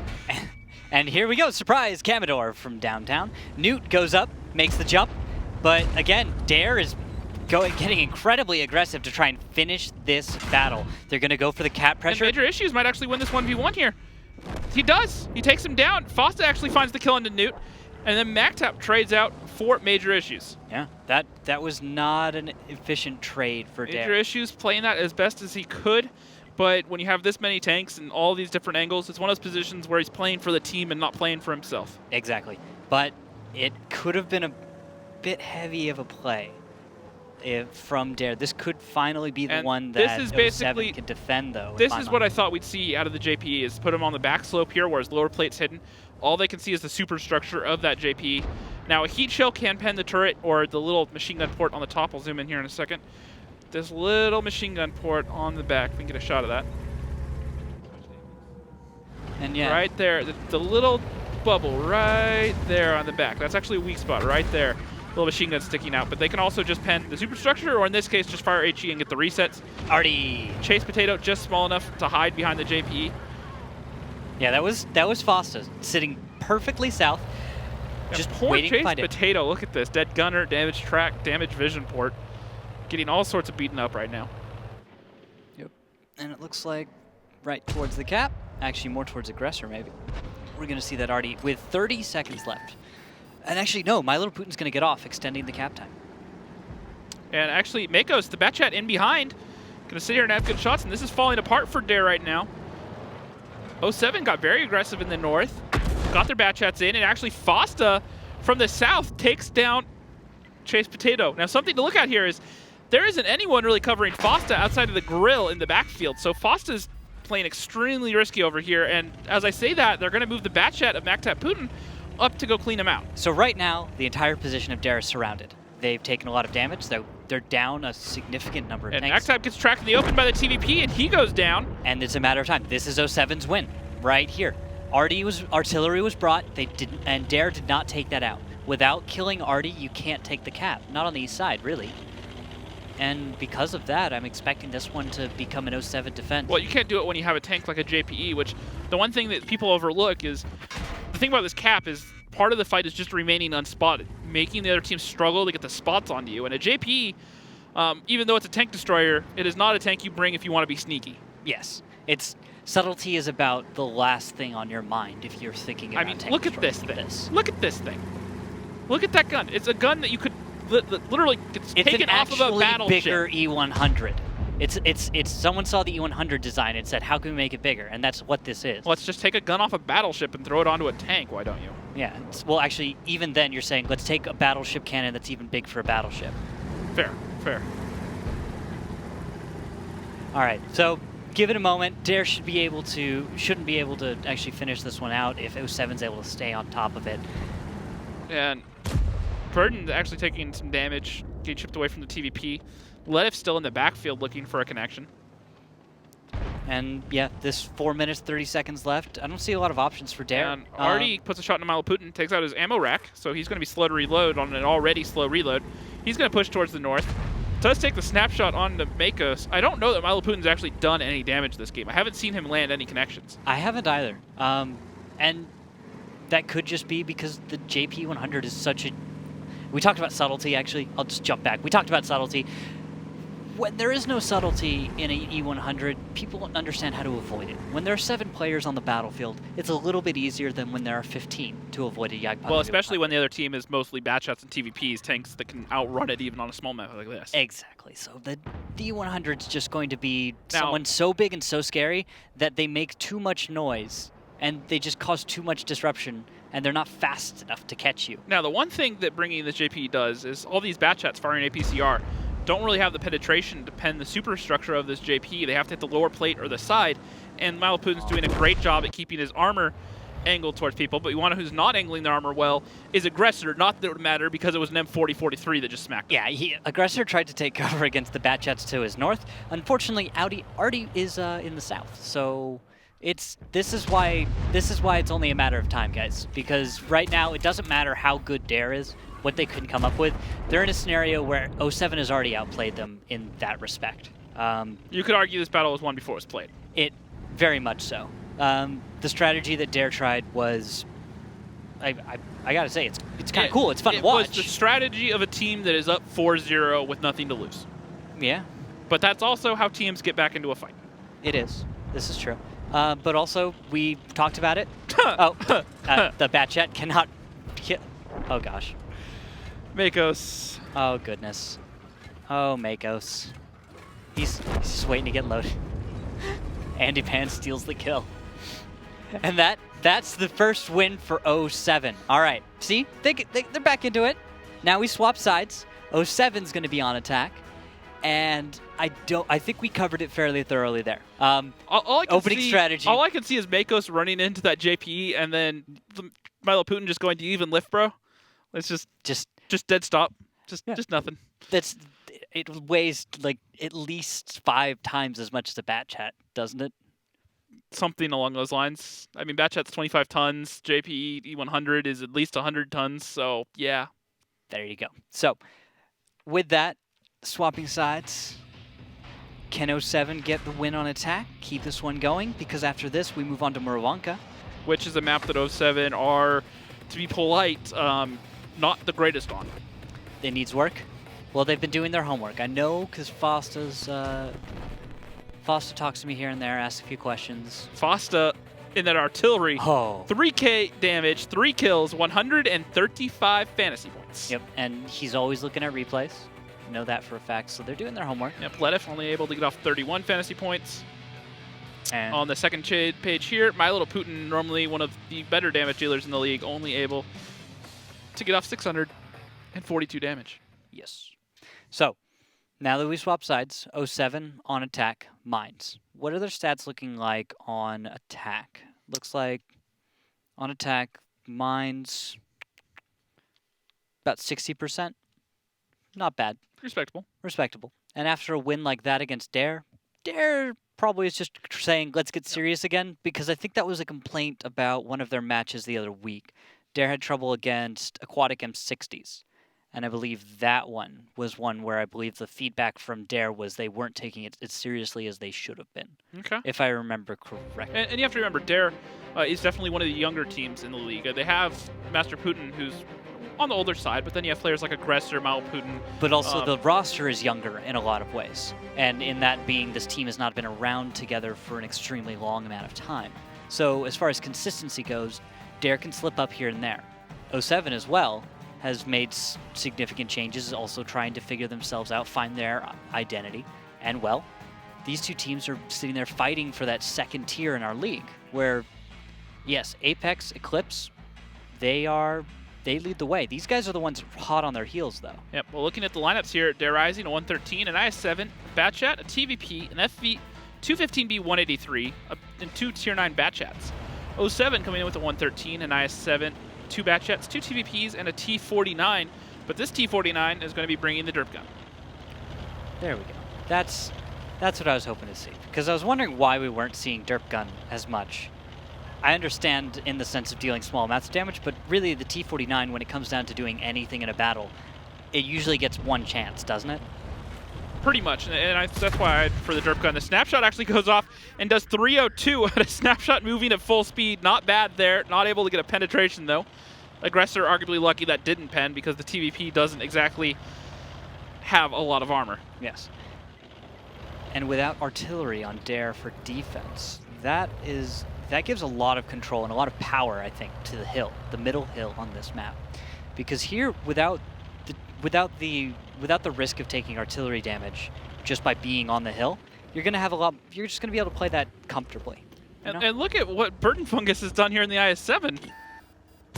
He's found Ledif. He finds Ledif, who's in trouble. He's trying to get away. Tier 9 Batchat's on his tail.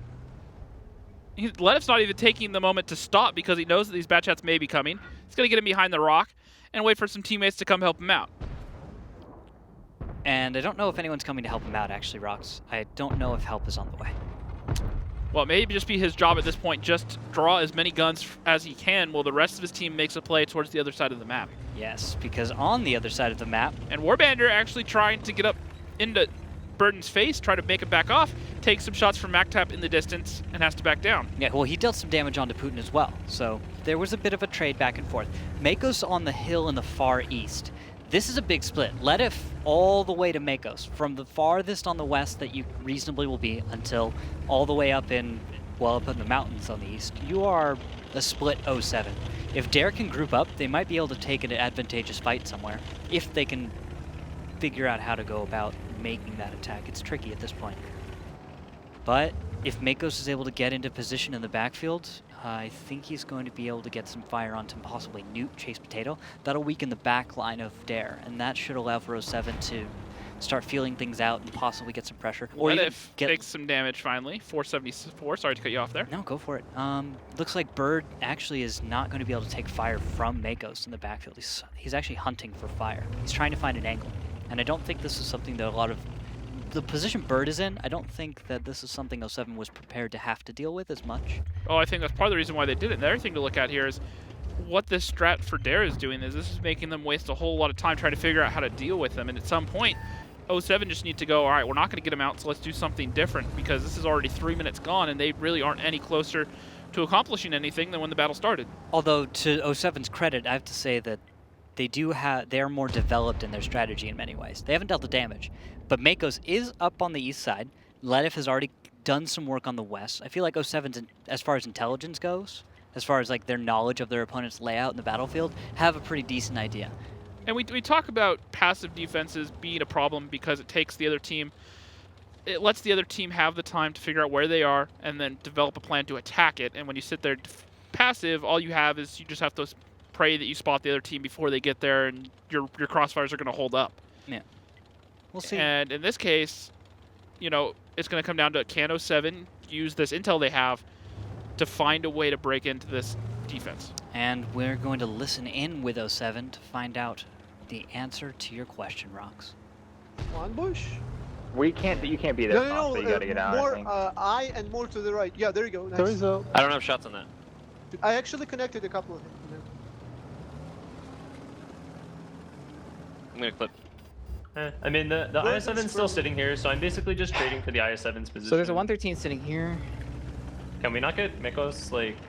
The 183 is facing Makos, right? Yeah, 183 is facing me. Why don't we just group everything in here? Just kill this. Yeah, just group in here and kill all this shit. Yeah. That's all I think. The IS-7 can't fight... The IS-7 and the IS-7 and the Batty Piece will push me. Very peaceful. Alright, so we need Major to come up. Yep. Just take middle, and as soon come middle also, right? Foster as come soon middle, as you you guys guys clear get middle, pushing that 183 though. as soon as you clear middle, you guys need to be ready to shoot APs that will come on my position. That's what you need to do. The 113 I out will wide is stay the in the annoying middle part. though. I'm 1100. I might stay in the middle. Makos will just farm that. watch. Makos will farm that guy. Makos will farm. Okay, that ready. I only have 4. Should I clip or no? guy. You should be fine. Fine. Okay, so I'm gonna farm the We 113. need to just push into this pocket. The We need to mitigate okay. damage from here, and we need to mitigate damage from under here. The 183 dies, and Makos is free to shoot anything in that region. That's all we need. Okay. Are we pushing it with 2 heavies or like with everything? Yeah, both Heavy heavies should have go. to go. Heavy should go and into this TVPs. pocket. Let's go. TVPs. Let's go. TVPs Okay. just like play conservatively enough. Not I know. to Yeah, die. Major. You can go more aggressive, have more HP than me. Okay. Just But don't get tracked. Like rock. this. Like this there's a thread- rock Yeah, here. and it can't. And this Yo, thread. TVPs, are TVPs gonna follow this We're up? going. Makos, be ready to You're shoot the going 183 if into he a looks wrong away. spot. You should be going to the rock. Yeah. The 183 is facing the heavies. Yeah, shit. Fired. Ledif is not gonna move yet. Did he fire? Did he fire? Did he fire? Shells from Macteb. Macteb's down 3. I got him. Andy's Macteb's down coming. 4. I'm IS-7 is fire. still I'm here. not done. Danny- IS-7 is still here. Ledif is looking for shots on Newt. Nuke I've got one. nothing.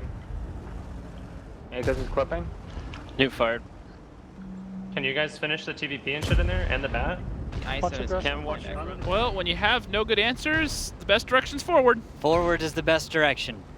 It's a good way to play. You know, when you don't have an answer, sometimes that just works. Just start a fight, you know? Because you've seen it before where people have walked out of brawls they shouldn't, and 07 walks into one they shouldn't. And now Ledif going to get a chance to do some damage as MacTap and Chase Potato push into him. Chase Potato taking a majority of the shots. And Ledif might actually win this. He's only going to have 1 shell left. He's going to need some help from team to clean out these 2 bat chats.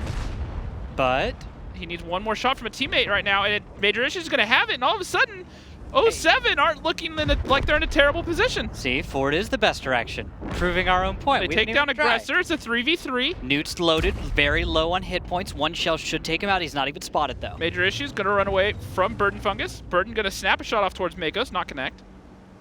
And all of a sudden, it didn't look like it was going to work for 07. And yet, that 1 shell, I think that was Major Issues, right? He saved Ledif. Yeah, Major Issues kept Ledif alive there, and now he's going to let Ledif get into. Yeah, without Major Issues making that shell connect, this is a different game, isn't it? This is a completely different battle. Agreed completely. Yeah. And oh, they spot Bird on the way up. Are they going to... Durgill's up on the hill. Now, the only thing that these guys have alive is Makos up on the boost. Could get some shots onto the back of Durgill on this ledge, I believe. Yes, he can. And he's actually looking in that direction right now. So He just needs to be Durgill, loaded, which he's not yet. 5 seconds. That's all he needs. He's loaded, 2, 1, and loaded. Shot out. Track shot. Yep. No damage. It went low, hit the ground, hit Durgill's track. And now they know the angle that they're safe at. Now the tricky part for 07 is where's Newt? He's actually heading towards the south right now. He's heading down to K4, probably sit in the bush down there. And he'll be ready to cut off these tanks as they try to go down south. Or They're is pinned right now. southwest, right? He goes to like H1, H2. And then from there he's got shots in the backside of the 07 tanks in the He west. could, but being low HP, that's a little bit risky. Yeah, but then what you do is you bring the IS-7 and the 113. You keep them safe from Makos' angle, right? Because Dare knows that Makos hasn't left the hill. Now this is something out of 07 because now 07 They're just can going to actually push aggress over. back. Durgill's going to take both shots. And Durgill's actually exposed, takes 1 from Makos on the hill. Now Major Issues needs to get to cover before they reload. Ledif should be able to pick up the kill. Major Issues gets the fire. Now Major Issues needs to get safe. He's going to stay alive. Ledif getting down, and now Makos is coming down off the hill. Minute 30 left. Just Makos can clean this up. 2 one-shot tanks for Dare.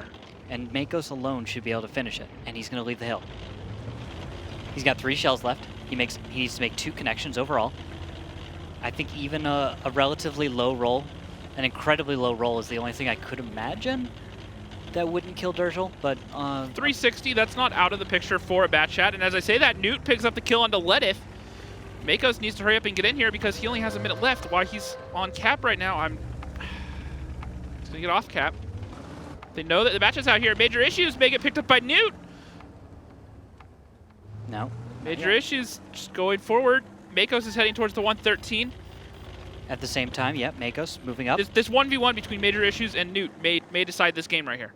Makos actually could have had a shot onto Newt for a moment. He finds Dersh, Shot goes low for 333. Second follow-up, gets the kill.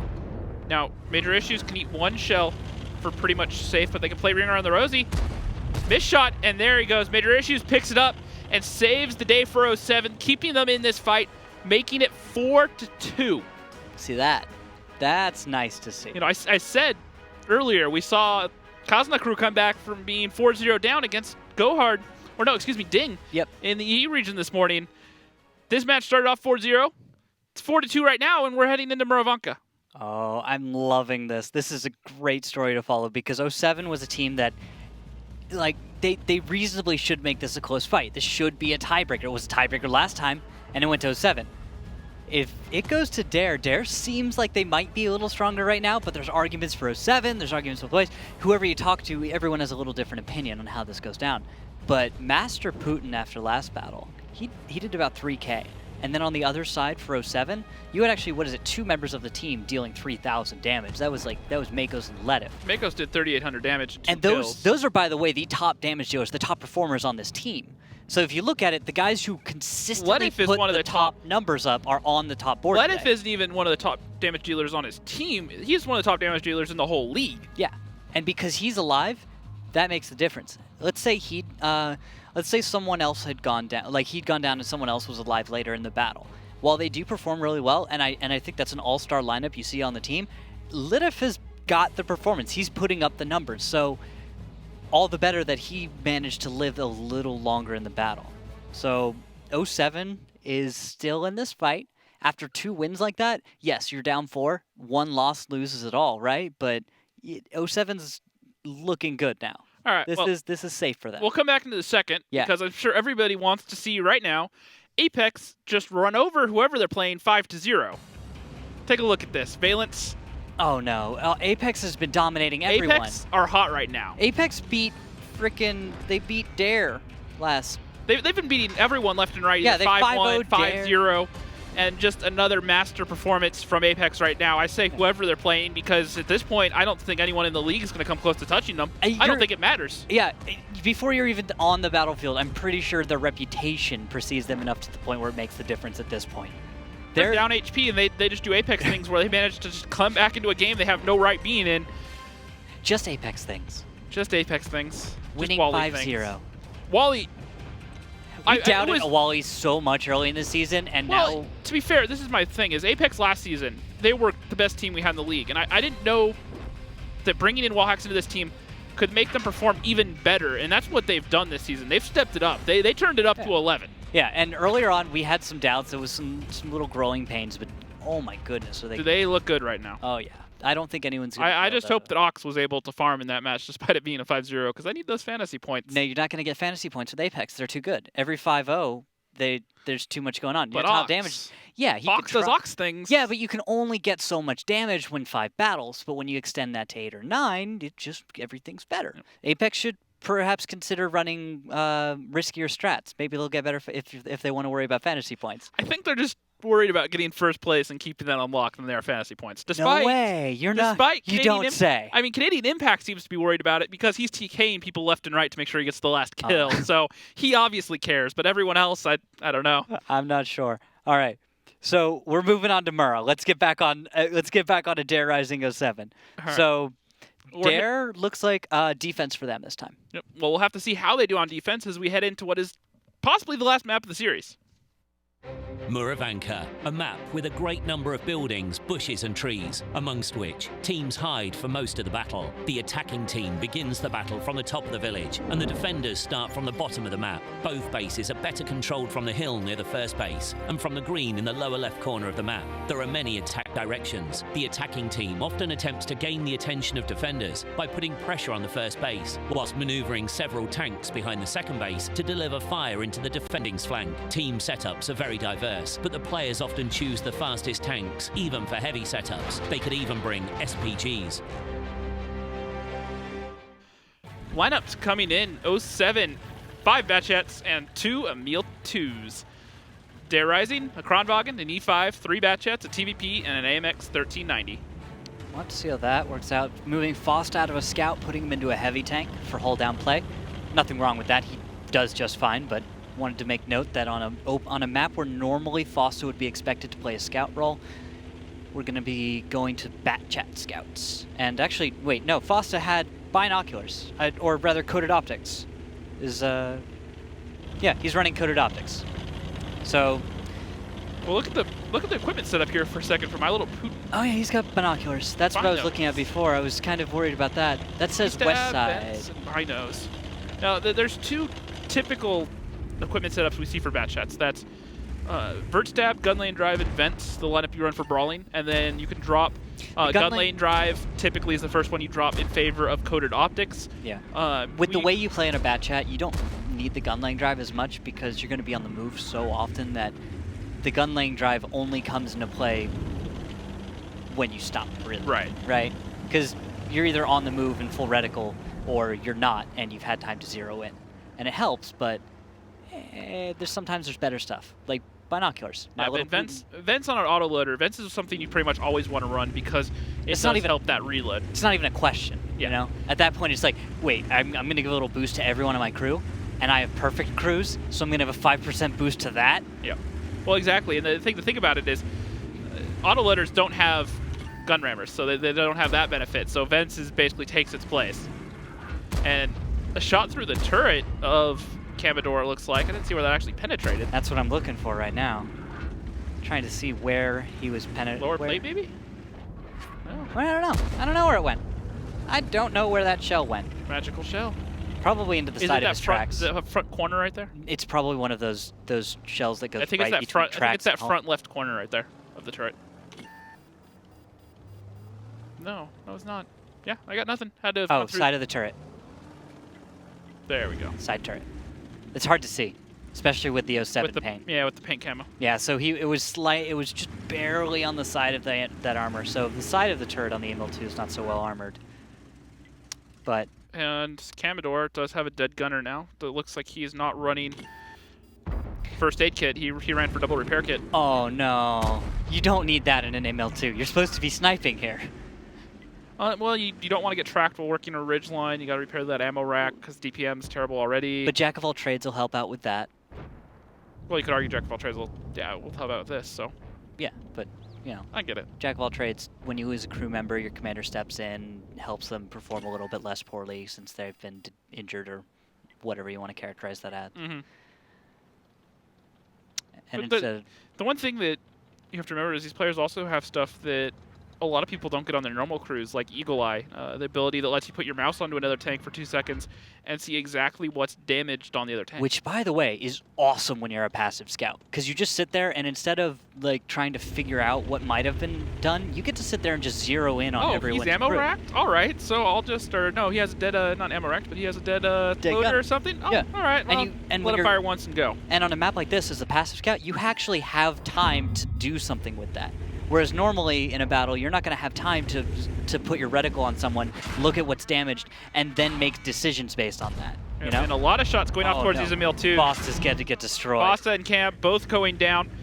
Commodore might get in here at the last second, but these are two heavy tanks down for 07. No, he's not down yet. Fosta's not dead yet. Not yet. Not quite yet. He's still alive. The comeback hangs in the balance right now. 07 need this win to have a chance. Otherwise, it's going to be Dare walking away with a 5-2 victory. Yeah, for a moment, those ML2s were in a dangerous spot, Rocks. But it looks like they'll be lucky today. And 92 hit points on Fosta with no critical damage. Commodore, yeah, he's lost a little bit, but you know he's not out of the fight yet. And we have 3 Bat Chats hanging out at B1, maybe ready for a push or something. And if you look at it, if you look how they're set up, they're drawing the attention towards the Bat Chats and the ML2s right now. They're trying to get Dare to move tanks over towards the 3 line. And then what I thought was going to happen was that they were going to make some sort of push down the 1 line with the attention turn, and then once they turn back towards the 1 line, the Bat Chats and Meals can close the distance and kind of pincer out these tanks from Dare. However, it looks like 07 are going to have a different idea about it, and they're going to pull 2 of their Bat Chats away. All right, well, as we see 07 begin to reconnoiter on the map, we're going to go ahead and listen in, see what they're up to.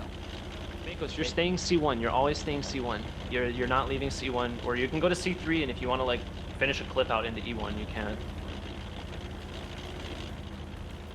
Nice. Nice. I got respotted when I'm shifting out, so that's why. That's fine. But You don't where need to the- shift out. You let can go it, back let to it, let here. it. These And bats- What the fuck? Chase Potato picked me up from the fucking bush. He's here then? He's in here. Oh my god. He's right down the You road. didn't need to leave, Foss. I'm not sure you're leaving. You're, Dude, you're there's staying. no. What else am I gonna It's fine. do? You're gonna These stay. bats You're gonna are cover. doing worse. What the Okay, fuck? these bats are gonna go and they're gonna back me up on the ridge. I guess I should try to late chase maybe, or the bat. He fucking he lit me. I think from here. No, I didn't. The Kron lit you. The No. Kron- No, I think Okay, what's the no. play? What's the play? I'm gonna have to light the 1390. 3 bats in the south are gonna have to kill the 1390 and this bat trap that's there. I'm gonna get to the building. Also, you really think he's in this square, right? Yes, he is. He Okay. He lit me up the road. Yep.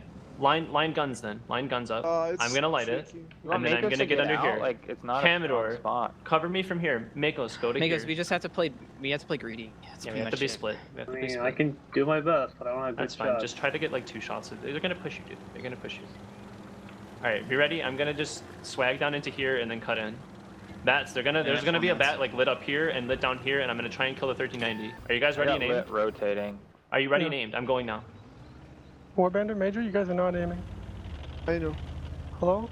Oh, I'm aiming Just right pull up, now. just pull I'm up. aiming. The I'm 1390 aiming. just won't pull light up you, right now. just Pull up right now. That's what I'm doing. There he is. There's my little Putin as well. Can we hit my little Putin? No. Good. Okay, we can get cap pressure now. We can get cap pressure now. Makos, you're looking for any damage you can. I'm hopping on cap. I'm on cap now. Good. 2 on cap. 2 on cap. Actually, Cam, can you get out? Makos, why are you dying? I 2 on cannot get cap? out. Okay, 2 bats I'll on do- cap. I'll do There's I'm gonna do There's 3. no I'm gonna do way. 3. Yeah, 3 on. 3 on. 3 on. 3 on. Oh shit, I'm lit. I'm spotted. Let have got lit leaving. One more I tank can ridge. shoot Putin, but I'm on cap. I'm not. I No, have no need. No need. No need. No need. Yeah. This Makos, Immel and Bat, we're he's gonna- creating space for going you. back. You guys need to get Yeah. damage when we go, because they're gonna go for you or they're gonna come for us. Cam, We're can you creating rep that, space Cam? for you. Yeah, Yo, we're yo, just yo, I'm pushing just gonna above. have to push K. I'm gonna have to push K and Okay. just YOLO. Like- 3 on cap. 3 on cap. we I'm gonna have push. four I'm gonna push and kill the Bat and K. The other one's gotta push. Yeah, push out at this bat basically. Okay, good luck, No, Lev. they have 20 plenty of seconds. Nah, they're gonna get it. It's fine. It's fine. It's fine. It's fine. time. Why are you shooting? They might not have great shots on the circle. What? He's retracked. He's Wait. retracked. He's retracked. It's too late. It's over. It's over. It's the game. They got reset. We bled so much on the meals trying to work up. The Immels have to wait though. Foster, you just had to chill because your guys' guns if you can get to here like you were. And Ledif does not have enough swag to save his team from the defeat right now. Although that was a swagalicious little play. I have to give him credit for that. 07 almost had it. Yeah, major issues, making that little mistake there, firing a little bit early. You still have to give your team the best chance you can to win. It looked bad.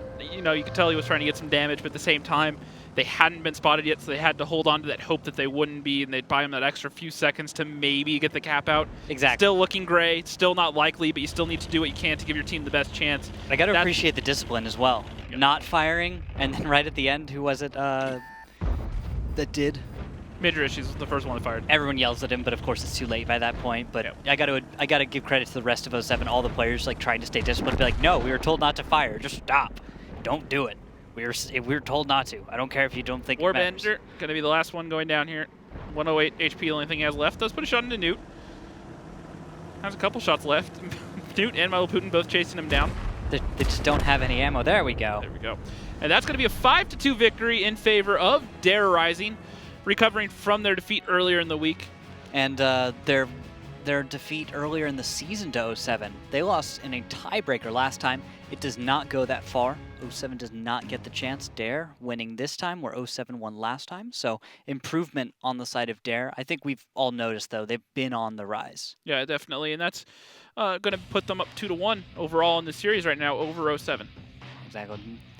Taking a look at some of the highlights from this battle, I loved Lidif's swag play. I loved hearing that on comms. He's like, I'm just going to swag out, find the scout. And it just Everyone be communicated ready. everything I needed to know about what he was going to do. I didn't realize the word swag was so versatile until I heard it used in that context. It's truly become a phenomenon in the English language.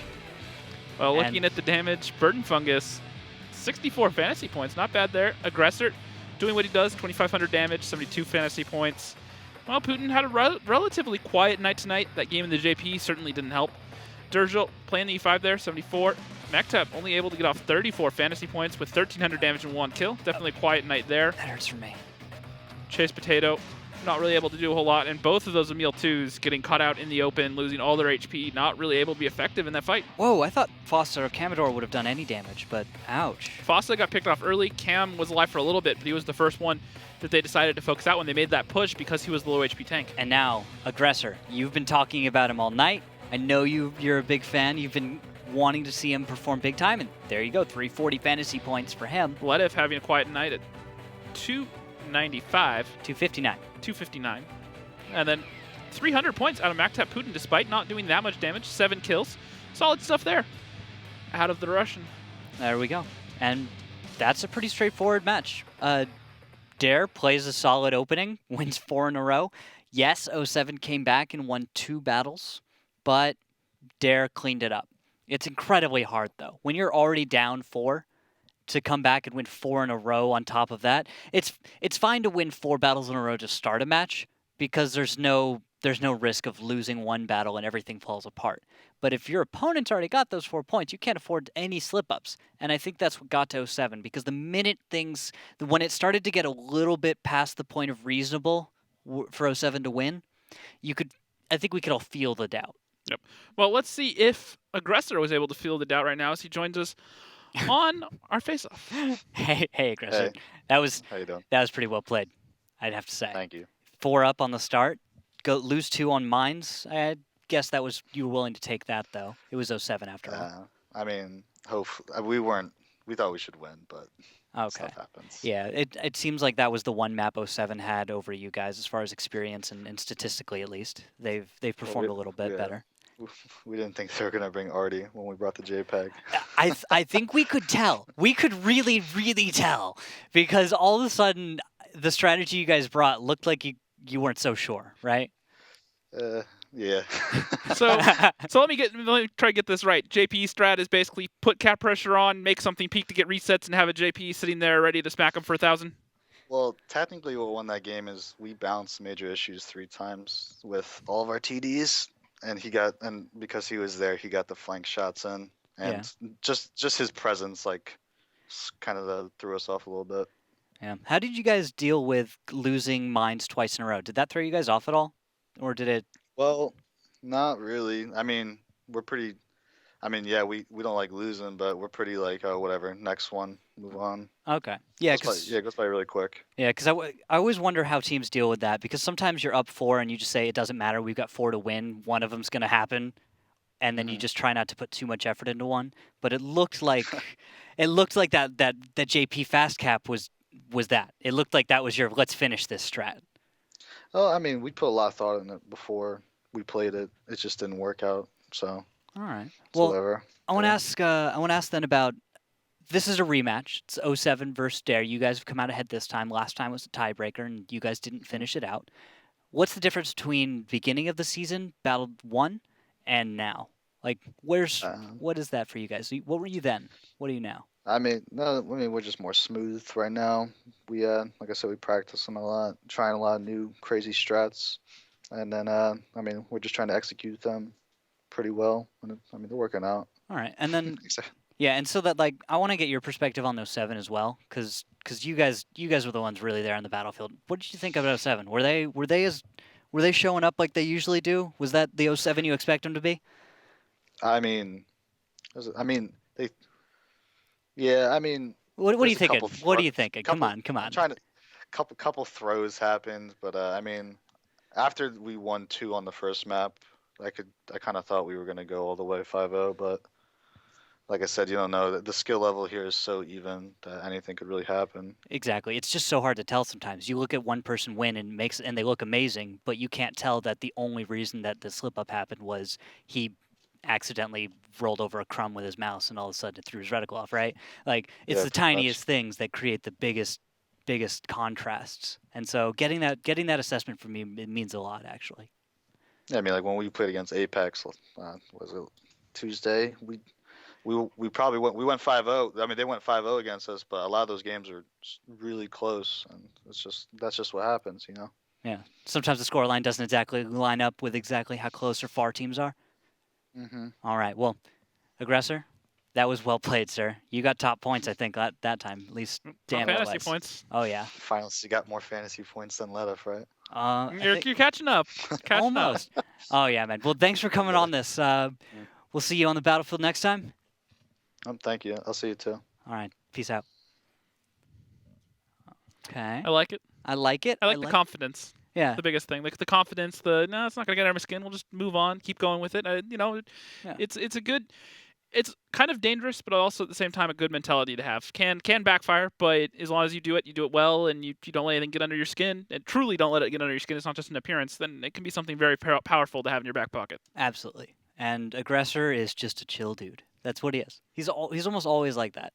He gets Doesn't necessarily sound like that on some of the listen-ins. Some of them, but that's what happens when you're in a game. Have you ever, you've heard me on comms? Yeah. I'm out here and I'm just chill, but you throw someone on battle comms and all of a sudden they're yelling and screaming like everybody else. Yep. There's actually a clip from Dare Rising versus Eclipse earlier in the season on Chase's YouTube channel where Chase got that magical reset in the last second. And you hear nothing but just Aggressor just yelling and yelling. You don't even know what he's saying. He's just yelling because he can't believe that just happened. And to be fair, I couldn't believe it either. Neither could I. It was pretty good. You go check that out at Chase's YouTube channel when he can. He has little flashes here and there. All right, guys. Well, that's going to do it for battle number 1. I think we're going to be getting ready for battle number 2 here in just a minute. And while you guys wait for us to prepare ourselves, we'll take a look at this video. Tell us what you think.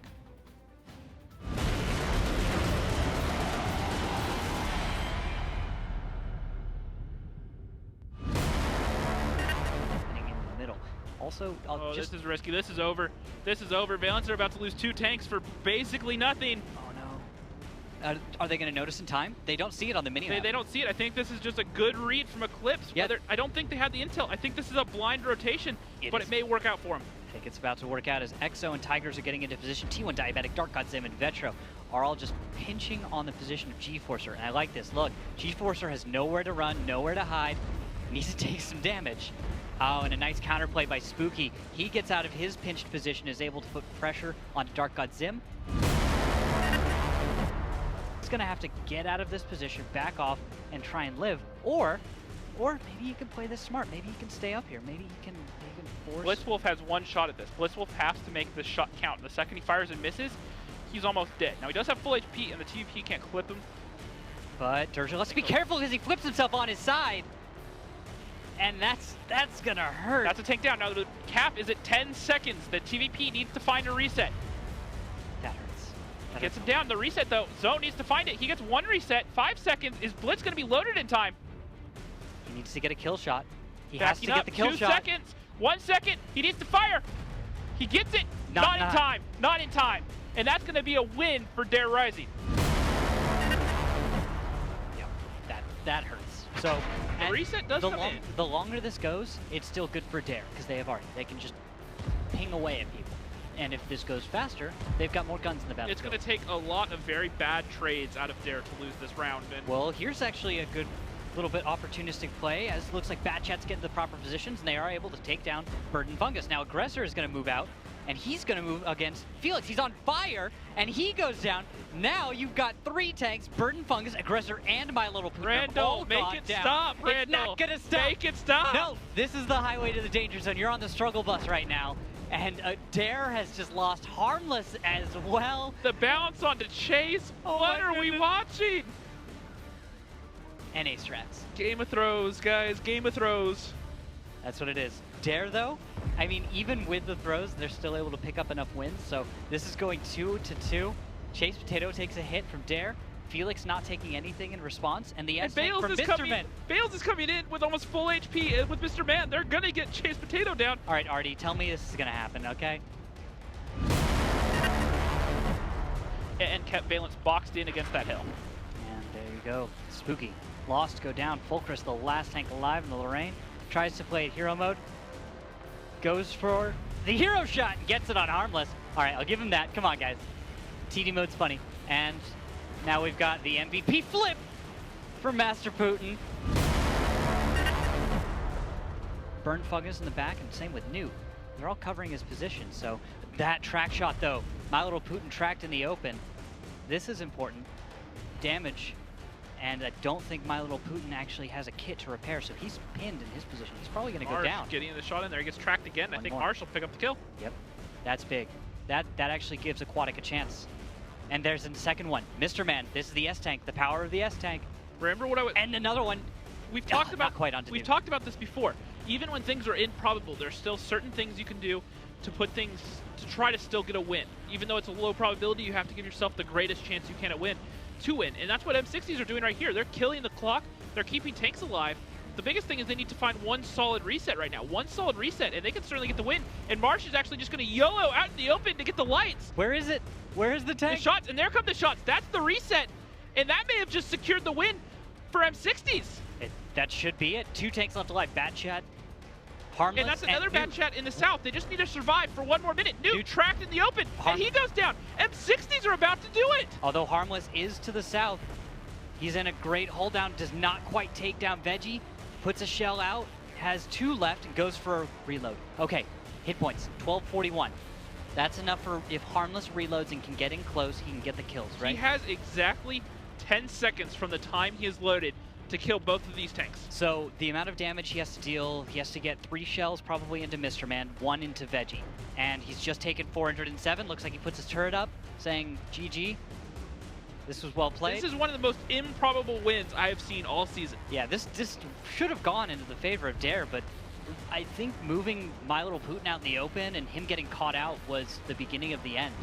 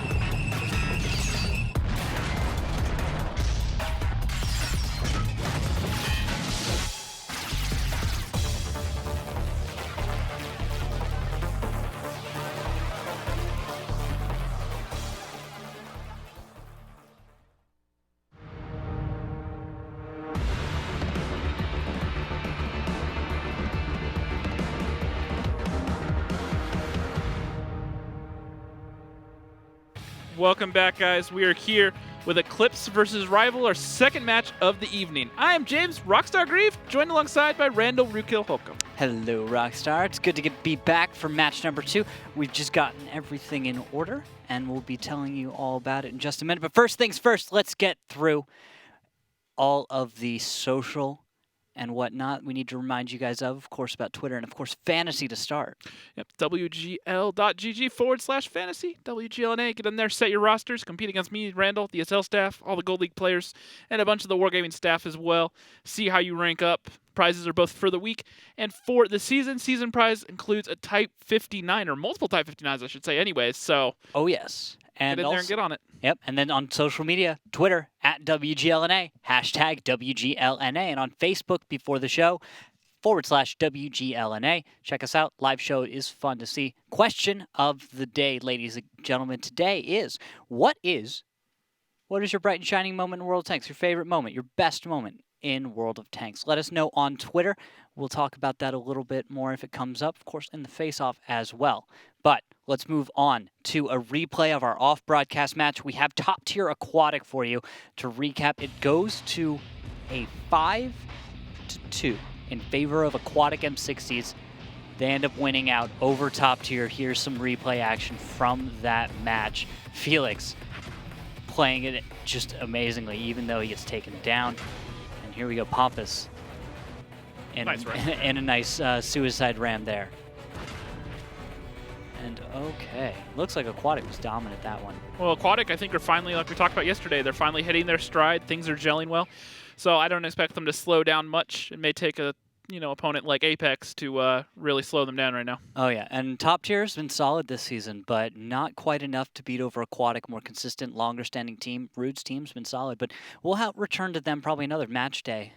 Check back with how they're doing off the broadcast. Let's jump on to rosters for this match right now. We've got Eclipse, we've got Rival. We're looking at Eclipse first. Talk to me. Who are your favorites? Who's the standout players? Well, Vetro's the first one that always catches your eye. He's one of the top fantasy performers this season, one of the top damage dealers, one of the top one on kills, one of the top one on sniper damage. He's just so good all around, just manages to put out damage. But then you have players around him like T1 Diabetic, Master Pupil, No Nick, No Skills come in from playing from the Russian League before, coming over here and playing, and just doing so well right now. And then on Rival, this is a team of old school players with a few new guys mixed in. Commander J is someone to always watch for. Pub Whisperer as well. Unknown One has actually been calling for the team a lot lately, as noted by their last match, and he's been getting better and better. The one person that really catches my eye there is Knight, though. Stepped in during the last roster change. He has been so good since he's come in. He's won multiple rounds for him by himself. And so if they can just follow his lead and support him and keep in there, I think they can do good things together. All right, now let's take a look at then the map choices for this match. Excuse me. Cliff to start. Then we're going to move on to Himmelsdorf, Ghost Town, Ruinberg, and then the tiebreaker for tonight's Mines. So with these maps, Rockstar, what do you think's coming out of this? What do you think? Where do you think the strengths lie for Rival? The disadvantaged team, of course, in this. The contrast is Eclipse, second place last season, struggled a little bit this season at the start, but is getting back into it. They're back up near second place where they belong. Rival's been struggling. It's pretty hard to say they're going to stand up against Eclipse where they have a chance. I'll say this about the maps. If you were Rival, and there was a couple maps where you want to play Eclipse, not that there's a such thing as a map where you really want to play Eclipse if you're Rival, but if there are maps that you want to play, they picked a couple of the best ones. They picked a couple of Eclipse's weakest maps that got through, especially in Ghost Town and Cliff. They're maps that they really struggle on. Now, this is still going to be an uphill fight. Even with that being said, Rival are going to have their work cut out for them. Let's find out exactly how much work they have cut out for them as they join us on our face-off right now. Gentlemen, welcome. And this I'm going to wait before I say names. Okay, That is Master People. That is Jay Smooth. Welcome back to the broadcast. Oh, are we getting ready to go to the Danger Zone, Jay Smooth? Oh, I just wanted to match people. Oh, okay. Worried about all the sun in his eyes all of a sudden. All the glare. This. Oh, okay. Pupil's wearing glasses this time. Okay, now I see where. And Pupil's the one at the beach wearing the jacket, the hoodie. Oh, I'm putting things together now. It's all connecting. Okay, that took a moment. Back on track. Master Pupil. Question of the day. Bright and shining moment. Favorite time in World of Tanks. Anything you got to say for it? Yeah, I definitely have to say 2 seasons ago when we won first place and I was able to hold up the finals trophy for NA, we didn't expect to beat Simp, but we beat them the exact same way we beat them in the very beginning of the season, which was just, the cherry on the top. It was poetry. Yeah, it's an amazing moment. I think about it all the time, honestly. Oh, man, that's touching. Jay Smooth, what's yours? I know you've got a few stories to tell. Too many. I've had a lot more fun on these face-offs than doing the game. It's been great. All the different names, all the different players, all the different live events. Shoot, 5, 6 different live events. It's always a good time. It's a different community. Too fun. And I love, for the first time, I finally get to do a face-off with Master Bieber over there. He's the cutest guy in the league. I think all the little girls love him. Aww. And I know he's got a spot in your heart too, Randall. So give him a wink, Master. Can you do that for us, Master Pupil? It's not the glare is bad, but okay, that works. Ladies, you're welcome. You're welcome. All right, so let's talk about this one. This is Rival versus Eclipse. This is a tough match. Eclipse, your favorite in this. Rival, does it go without saying? I think it goes without saying. Rival, how are you guys going to stick into this one, man? You guys picked 2 maps that are actually, Rock said, the worst maps that Eclipse has got. So, have you guys been strategizing? Are you ready with some secret tactics, some YOLO plays, some Highway to the Danger Zone a little bit, Struggle Bus? Well, you named so many. No, we're going to go out there and do what we can. Obviously, there's not a whole lot of pressure on us. We're not up there in the standings fighting for the life. So we're just in here to do what we can and try to finish on a high note. We came into the second half of the league last season, and we did just fine, made our way up, finished with a respectable finish. So we're looking to bounce back again and make the changes and hopefully cook up a little something here for our pals. All right. Well, Master Pupil, looking over at you right now. Since Tigers came back into this lineup, there's been an obvious uptrend in your form. You're starting to perform a lot better. How much do you credit that to Tigers coming back in and his calling, or how much is that just the team coming together and playing better as a whole? I mean, I think it's both. We've been practicing a lot more recently, as well as having Tigers. The cohesion's just coming back to us. We're starting to get back to, like I said, old Eclipse. So the focus fire is just becoming a lot better. It's like becoming a second. It's becoming just like an instinct. Honestly, it's like we don't even have to discuss it anymore at this point, and it's just we're starting to climb back up to what we'd like to be at, or where we'd like to be at. Okay. Well, before we get into this battle, Master Pupil, do you have any final words for your opponent? Yeah, I mean, you got us in the danger zone, man, but I don't know. I think we're going to have to super slam you. All right, Jay Smith, your response? The other. Oh, you can take that super slam, and we'll take it. But we're going to come right on back because you guys smell something? Yeah. No, Rockstar. I'm not talking about that half-melted candy bar that you're waiting to have at the end of this match. How did you I'm talking about the piece of humble pie we've been cooking up, looking to feed out to the rest of you in the last 7 matches.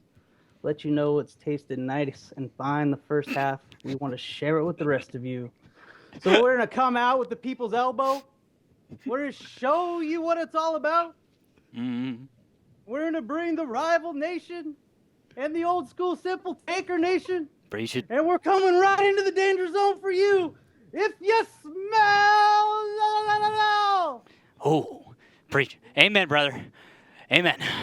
We'll see you on the battlefield. Oh, yeah. Okay, Jay Smooth's here. He's ready to go. I will say, just to address it, it's cookies, not a candy bar. It is, in fact, actually cookies. Can you reach them right now? They're a little out of reach, aren't they? No, too far. So there are, in fact, snacks Rockstar has ready. They are slightly melty. Jay Smooth is freaking psychic. That was weird. That was awesome. But at least they're ready to go. They're willing to have fun right now. So that's where teams can get dangerous. Is when they're in this sort of zone where they just don't have anything left to care about and they're just going for it. That's where teams can get dangerous because you never know what they might throw at you. Oh yeah, this match should be fun. I think Rivals decided that it's time to show us what it's all about. Show us that old school rival that doesn't really care, that's going to pull out a win just because they're rival. That's why. So I'm down for that. We'll and have then to see. Eclipse is finally getting back where they need to be, and that's the funny part. Yep. And Cliff, first map of the night, is actually one of the maps that Eclipse have really struggled to perform on this season. They used to be really good at it, and then they went to the Global Grand Finals. They played Cosmic Crew on it. Cosmic Crew said, hey guys, we really know how to play a Cliff. And at that point, Eclipse just never really had that same Did sort you of... say Eclipse? Eclipse. On Cliff. Okay. They never really got that same, to steal Lettuce Word, they never got the same sort of swagger back into their Cliff play after that. Just kind of, they just had a traumatic moment. They really couldn't look back at it. Every time they're on the map, there's just like, there's this tension. Okay. Pretty much. Just the same as M60's last season. Oh, no. That's not so bad. Well, we've had a fun time getting ready for this match. Let's go ahead and head into battle number 1. Cliff, the most dynamic map in the league. Battles on Cliff always turn into desperate double-edged fights. Teams start from the same spots as they do in standard battles. The first base is located near the defender's spawn point, and the second is at the bottom of the hill. Sometimes teams split their forces and send several tanks through the 1-2 line to the left of the small hill, but usually both teams play at the center. The attacking team can send one of the tanks up to the lighthouse or behind it. Fast and quick-firing vehicles are better suited for this map, mainly medium tanks, including tanks equipped with autoloaders. And lineups coming in: Eclipse and E5, 5 Batchets and an M4043. Rival, Kronwagen, 5 Batchets of their own and an RU-251. All right, so without Artie, Rivals on defense. Attacking Eclipse, they have an artillery piece and plenty of Batchets, along with a T110 E5. Now, that E5, as opposed to a Kronwagen, I want to ask, what is your opinion, Rockstar? Because to me, it seems like the Kronwagen is the easy choice these days. The E5 brings the consistent fire and slightly better DPM is the main points there. They both work ridges fairly well. Kronwagen a little bit better. Doesn't have, as you like to call it, the Empire State Hatch on top of it. But it does have, once again, the consistent fire, which when you have the Kronwagen with the, for no better word, the abysmal DPM that it has. It relatively is of course compared to everything else on the battlefield, absolutely. Yeah. But functionally, not so bad. And there, photo finish. I like that from all the way over in Hotel 2-3. He's actually in the low ground, position not commonly used, and he gets early fire towards Commander J, spots over the hill. And so this position is something we don't always see. Nice.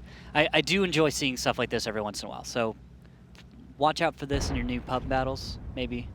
But I do like this because what it sets Eclipse up to do is they can start working the hill, they can use him to cover, and they can in fact turn around and cover him as well. But then the late game, when they want to open up that 2-line, they have the E5 with the gun depression to roll in here and take a bunch of shots, get into the face of these Batchets, and make them back off. And then they have Dark God Zim and that M4043 ready to cover him. So this E5 won't come into play until later in the game, but we'll have to see how effective he can be when it is time for him to shine. All right. Well, for battle number 1, Rox, I think we should take a listen into Eclipse, see what they're up to, and how they're going to start off this series. Like on here.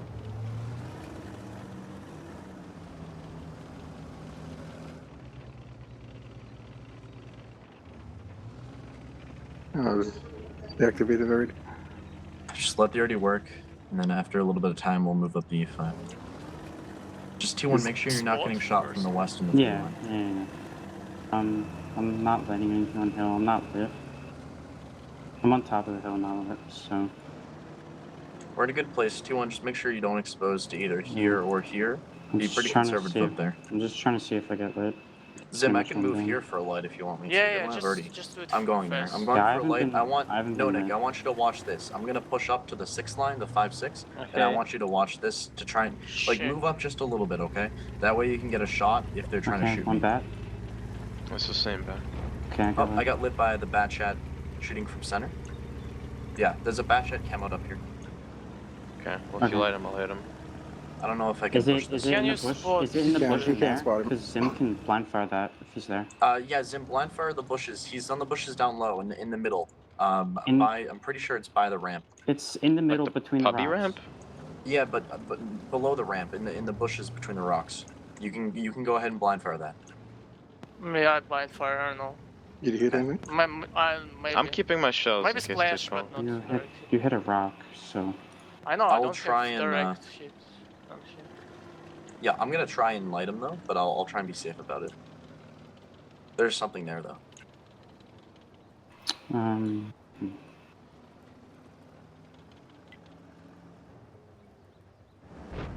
There he is. Yeah. Splash. You splash. Okay. Easy. Yeah. Do you have another shot ready? Is someone covering? 4 seconds, but he's behind the rock. If he so pokes, yeah. I'll hit him. He's safe I'm behind that gonna- rock. I I'm can't gonna hit move him. up a little bit. I only had a shot like on his track and then he backed off. Well, he can poke on me and light me whenever he wants there, so I'm gonna have to stay But safe. they will take 3 line first. Yeah, you can blind fire it a couple times though. Oh, Kron. Run. All right, you guys on the hill stay safe and back off. Let's get ready to counter rotate down the Can we one take to win. donut? Yeah, we're gonna take donut. These 3 bats back off. We're I'll gonna go try. donut. He's trying to stay. I mean, the RU is gonna light us, but like, I don't know. Just make sure you don't get lit by that bat chat. Don't get lit by the bat chat. We're not gonna be able to stand. Yeah, come to me and then come off this way. Come off here. I'll light. Metro, just play this back. You got lit? Yeah, we should be okay. Not really. You got lit from the guy in the middle, Nonik. Is it by the bat There's the chat? crowd pushing up. Yeah. All right, look, we gotta move Nonik, and XO, come with us.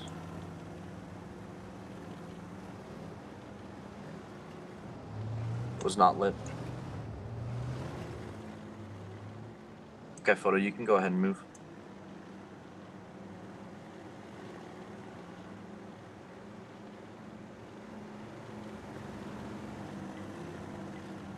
I'm just gonna go.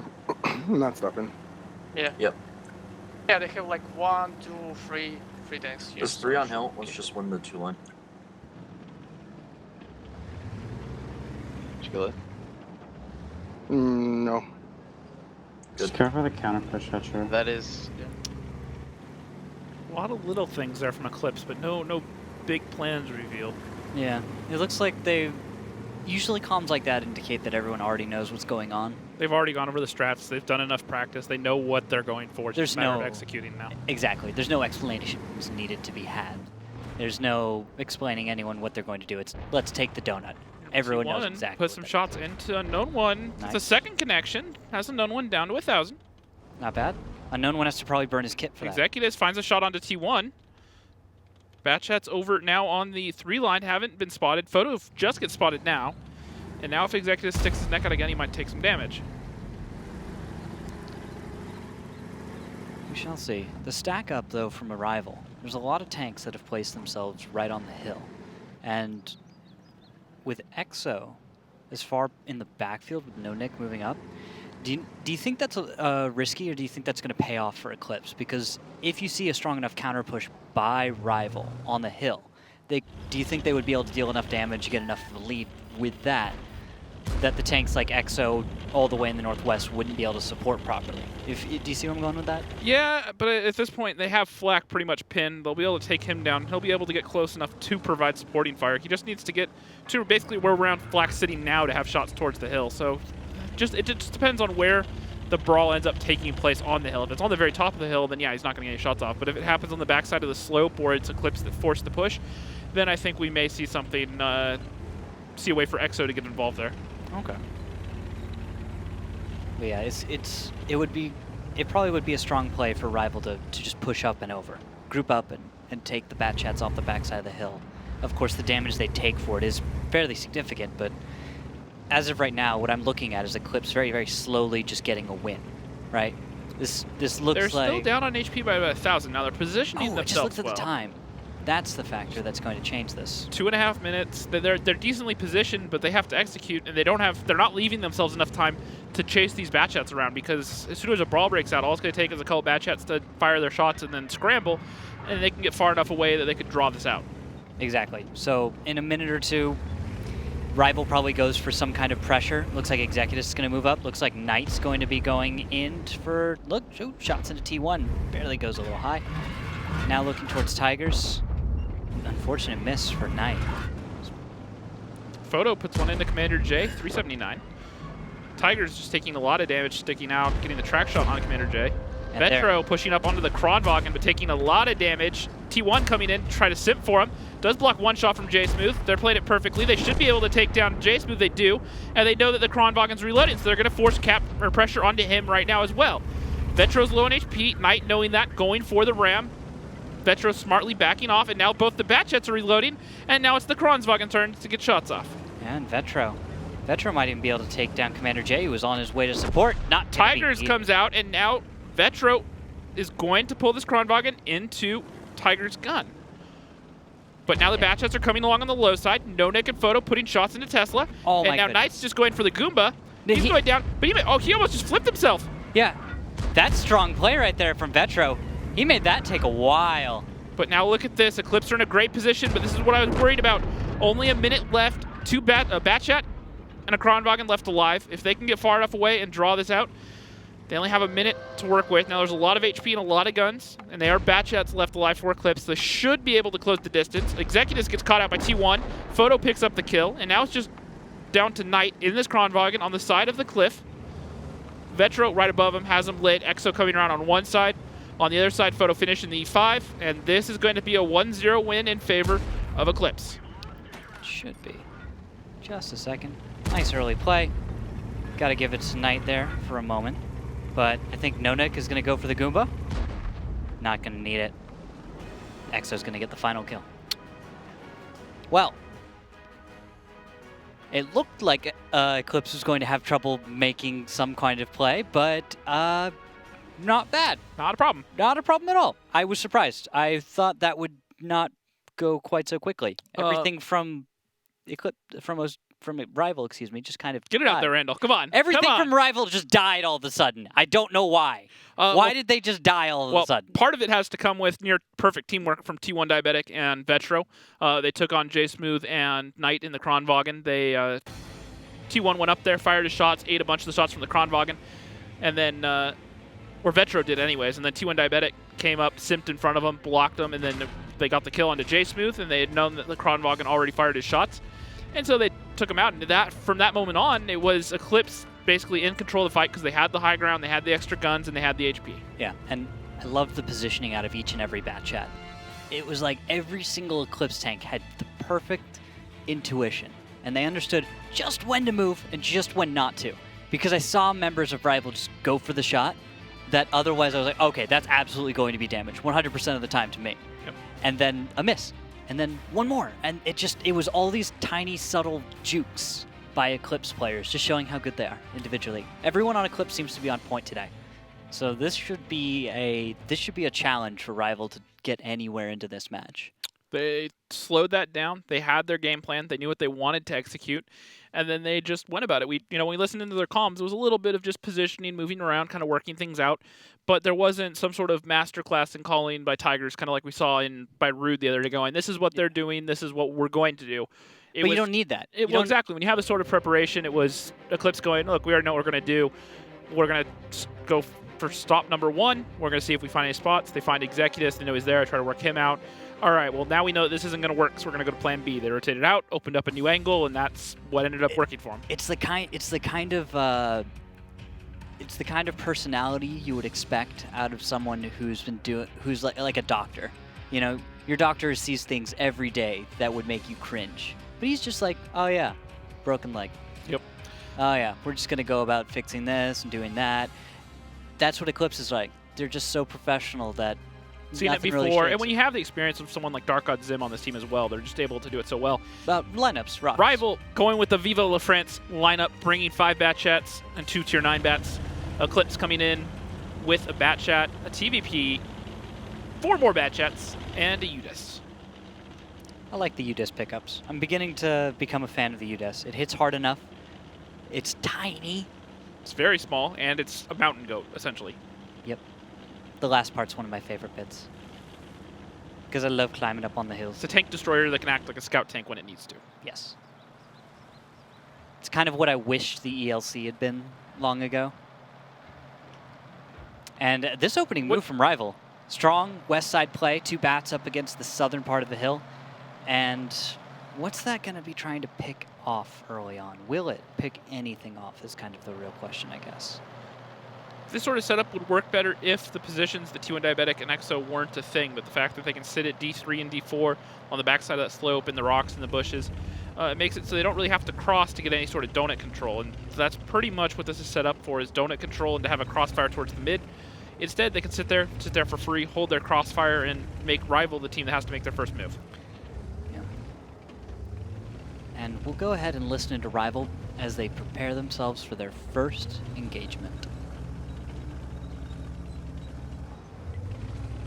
Careful Backtrack Zach. here. Are we able to get down here and crossfire him? I think I out? want to own the top of it though. Guys, Tigers? Go on. No? Okay. What I'm thinking is, once we have some little bit more efficient control up here, figure out if they have anyone up on the hill.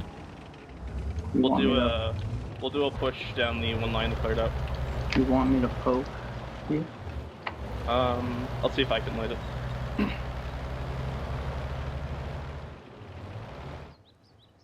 Don't know the reason, I guess, unless. But I'm just thinking, is there a way to crossfire this guy out? I got spotted. By moving down? That's what you got spotted? Yeah, I think. And flag?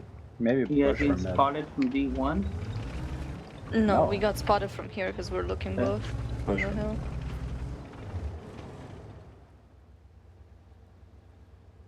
Okay, let's fill 3 bats up.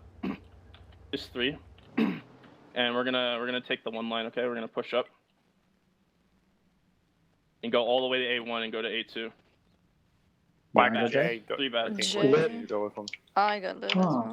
Fuck, I thought They have a guy down in here, so watch. I got lit. We going? I'm not sure from which direction. Their UDES is... There's something in D1. Somebody here. He ran, because I didn't get lit. Okay. I think it was their D. So just get ready to push. Get ready still to want push. 3? Yeah. Wait. What are you guys doing? Go together. Yeah, like, just group up and go. Cover... I'm not being lit on this second part. This guy can stay here if he's too far back, but you need to clear out that. Okay, guy up there.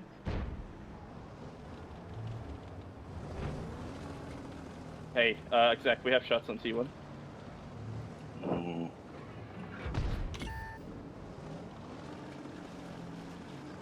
I know there's 3 of us here, the other guy's running. Can the guy up here, like, come and shoot him while he's leaving, or? Oh, Vetro's now up top. Pull back to me, Zach.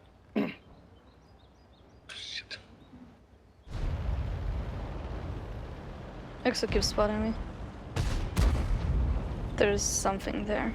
The ooze, I guess. Just gonna reload and then push it. I might as well. Should I get out?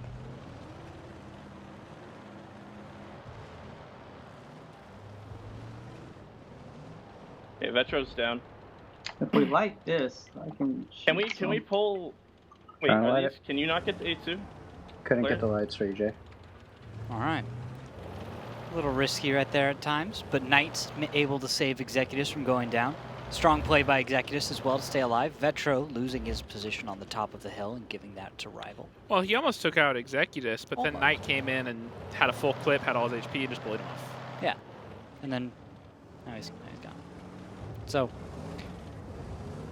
Eclipse is doing all right. Just one step ahead of Rival. Just pretty much always able to get the damage off first.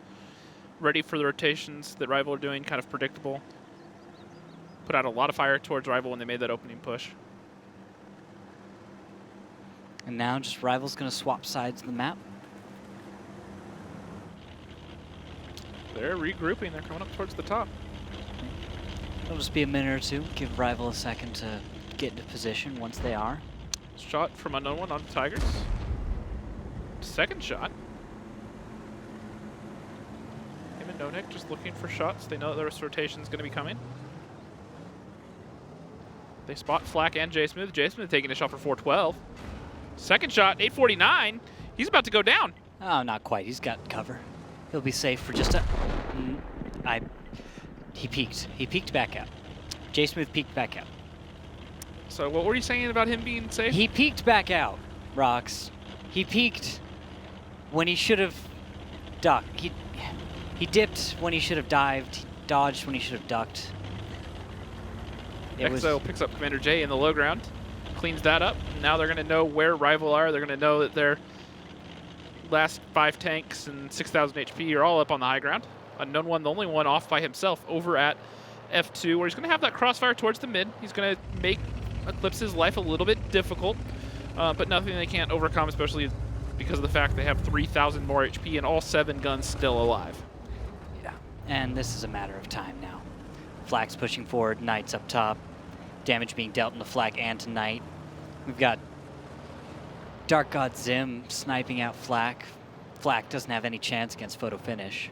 And Nonix on the way up to help out against. That is Knight, I believe. Well, all Executives should still be up there too, right? Up on the hill? Yeah, Knight and Executive still up there, but Executive is 44 HP, so he'll be the first one focused out when they make a push. And actually some shots going into Nonick from Flak in the low ground. Now Knight's getting more aggressive on the high ground. 1,100 into Nonick. Yeah, and with that, Knight's even going to come hunting. Although, a bit risky right there from Knight. Though, is he really going to do this? There's no way he's really going to go over and over for Nonick. The problem is they know Knight's over here now, and they know that Executive is still up in the hill, so Vetra is just going to go hunting for him.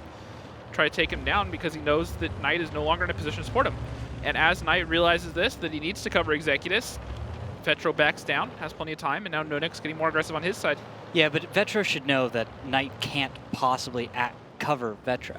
There's no way that he can actually functionally do that. Because if he does, he's going to take enough damage that he should just evaporate, right? You would think. Shots have to be made. You're right. The connection should have to actually happen, but reasonably Knight would lose if Vetro actually just pressured up. If he just went up top and just tried to kill Executus. However, I guess Knight goes for it against Nonick. Takes the first shot. Takes Nonick 2. Takes a second. And this is going to be Knight actually losing this fight. Nonick managed to stay alive. Tigers finally gets up there just in time. Vetro picks up the kill onto Executus.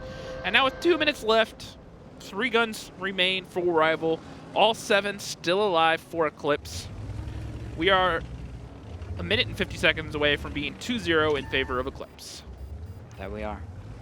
And, well, there's not much to be said about it. It's just the skill of Eclipse against Rival and their little cheeky strats. They do what they can, but... They're cheeky strats? Cheeky strats. Well, this one's not so cheeky this time. This is just fairly standard, lightly aggressive, high risk, but some reward there. And I saw a lot more risk than I did reward. That's what I saw too. T1 gets the track onto Unknown One. Unknown One burns his repair kit, but at this point, T1's going to win the brawl. Can't take me alive. Yes, you can. Well, no, they didn't take him alive. They just took him out. He'd still be alive. He didn't die. Yeah, he does. But usually you say you can't take me alive when you jump off the cliff and you just... It's okay, Randall. I got you. I get what you mean. In tanks, it's an expression. Go out with a blaze of glory. Looking at it, T1. Yeah. Doing decent damage. Everyone on Eclipse did pretty good damage there.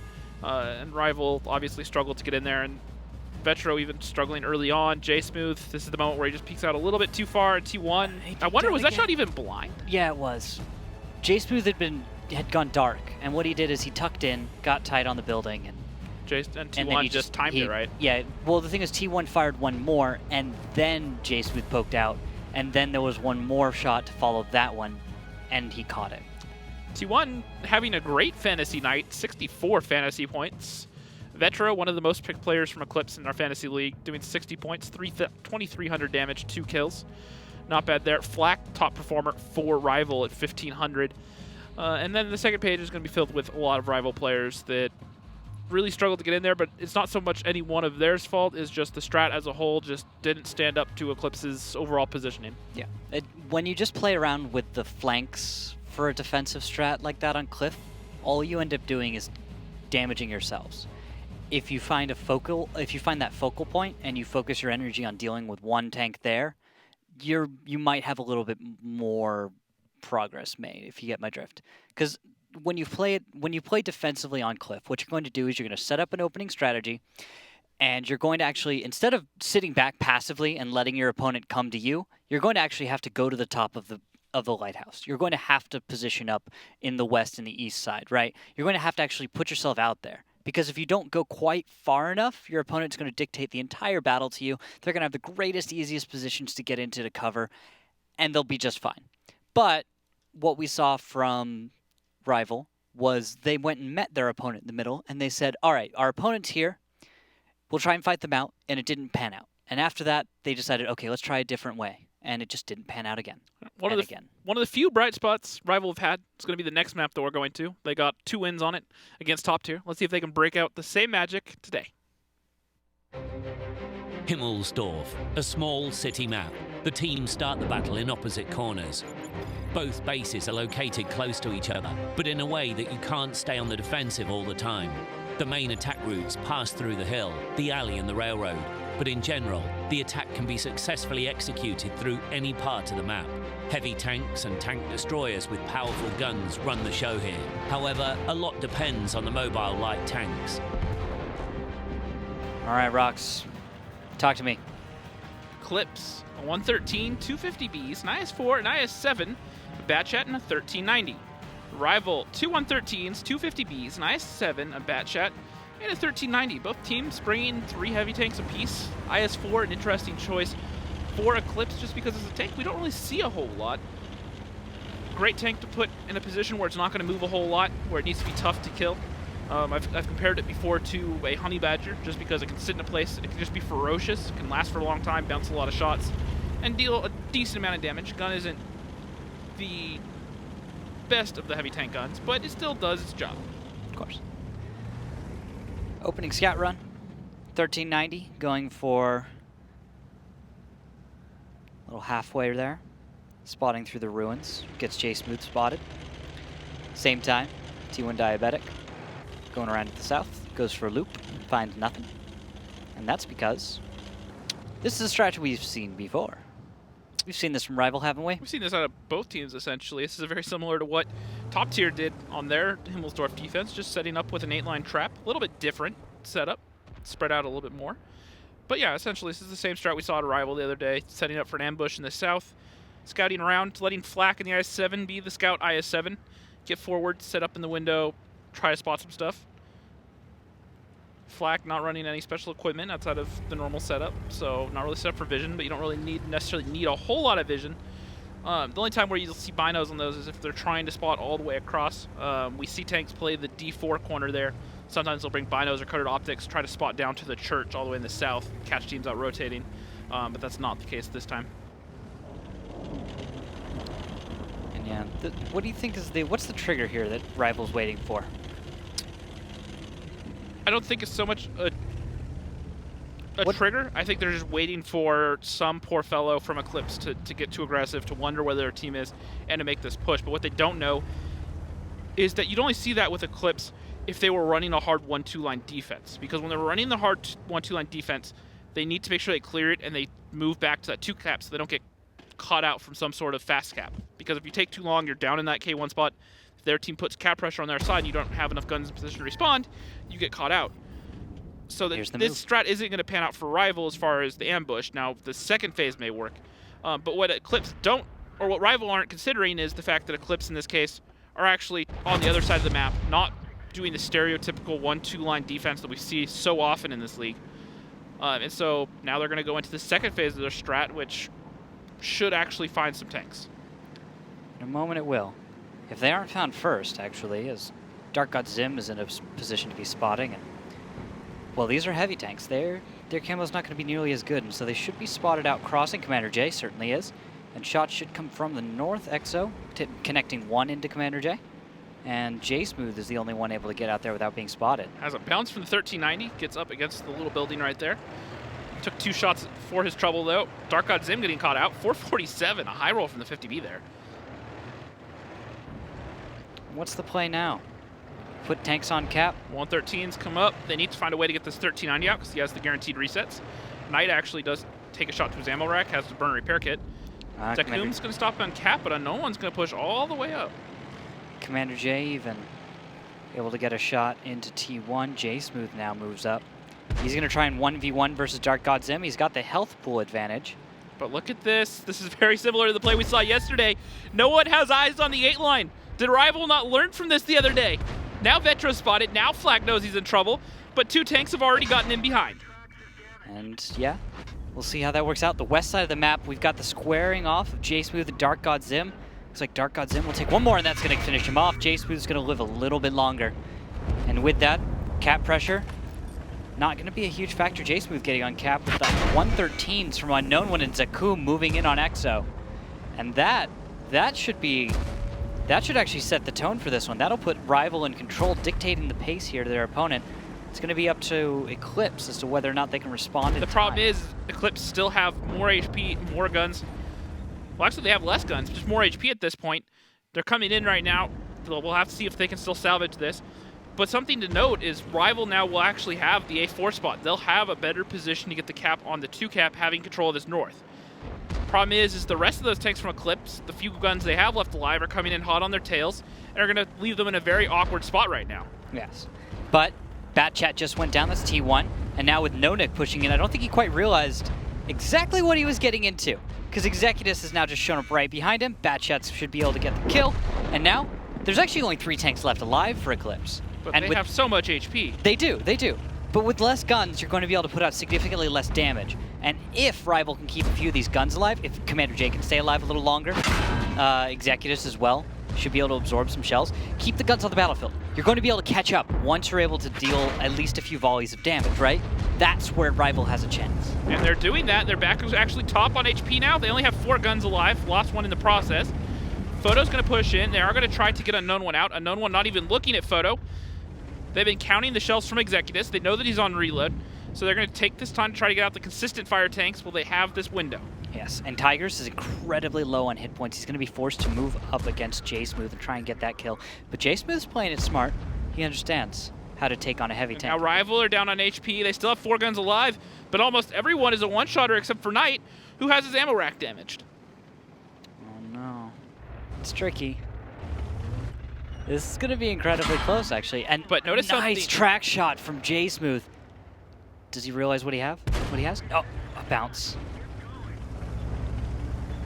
Here's the biggest thing to note is look at Executus. He's been gone for a while. Knight. Oh, he's still in the same spot. Knight still gets there. a kill. Knight picks up the kill. That's it. J-Smooth's now free to roam around. He's got no shells reloading. Let's look at Unknown One. He's sitting pretty. If Vetro can get 1 kill before he goes down, I think Photo Finish can do this. He has 2 shots of HP. Everything left alive is essentially a one-shotter except for Executus. And even then, Executus isn't safe. 466 is not out of the 25% RNG for the average alpha of this IS-4. Yes, and by the way, Knight's going to be holding on to 1 shell because he's ammo racked right now. And if he is to reload, chances are he might not be able to be relevant to the fight later on. So we're going to have a 50B with 1 shot only. And this is what I was talking about. Executus and then the Bat Chat's going to sneak away. Get over towards the courtyard. He gets spotted. Vetro gets spotted as well. Missed shot from Executus. Executus takes 1 shot and misses a second, and Vetro picks up the kill. That may have just handed the victory to Eclipse. Maybe, but it's not over quite yet. If Knight can sink a shell into Vetro. J-Smooth's going in behind. He's unspotted. Now this is going to leave Photo Finish in a weird place because Unknown One is staring at him from the front. He knows that if he turns around, Unknown One's going to come pull forward. Vetro's going to look for the kill on the Unknown One. Not be able to get it, and J-Smooth's going to pick up Photo. No, Vetro's going to get him first. Good cover right there. That's going to do it. Now, HE? Is that how this ends? Does this end with HE, Rockstar? It could. It certainly could. 209's even not without the realm of possibility. A missed shot from Photo. That's going to give Unknown One an opportunity. The only saving grace is this IS-4 armor is tricky. Heat shells struggle against it. Unknown not quite angling himself. 1 minute 58. And he gets it. Unknown puts it right into the turret, right up top. Photo Finish catches it with his commander's hat. Not his commander's hat, actually. It's the but now gunner's hat. There's one person that you don't want to be left alive, but it doesn't matter because Knight actually gets the snap onto Vetro while moving out of the train station. He held onto that shell. It had his name written on it. It was meant for him. So I said right before this game that there was one bright spot that Rival have had recently, and that's been on this map. They got the wins versus top tier. They looked actually like they had a game plan. They understood the rotations. Even though their stats don't say it, I really think this is Rival's best map at the moment. Yeah, and what they did is something unlike what a lot of other teams will go for. And they decided that, all right, instead of stopping on the cap and trying to focus on getting the cap pressure, we saw different elements of the team working on simultaneous objectives in fairly coordinated fashion. If you would have noticed, we realized some members were ignoring the bat chat. We saw Knight come in and save Joel from Tigers.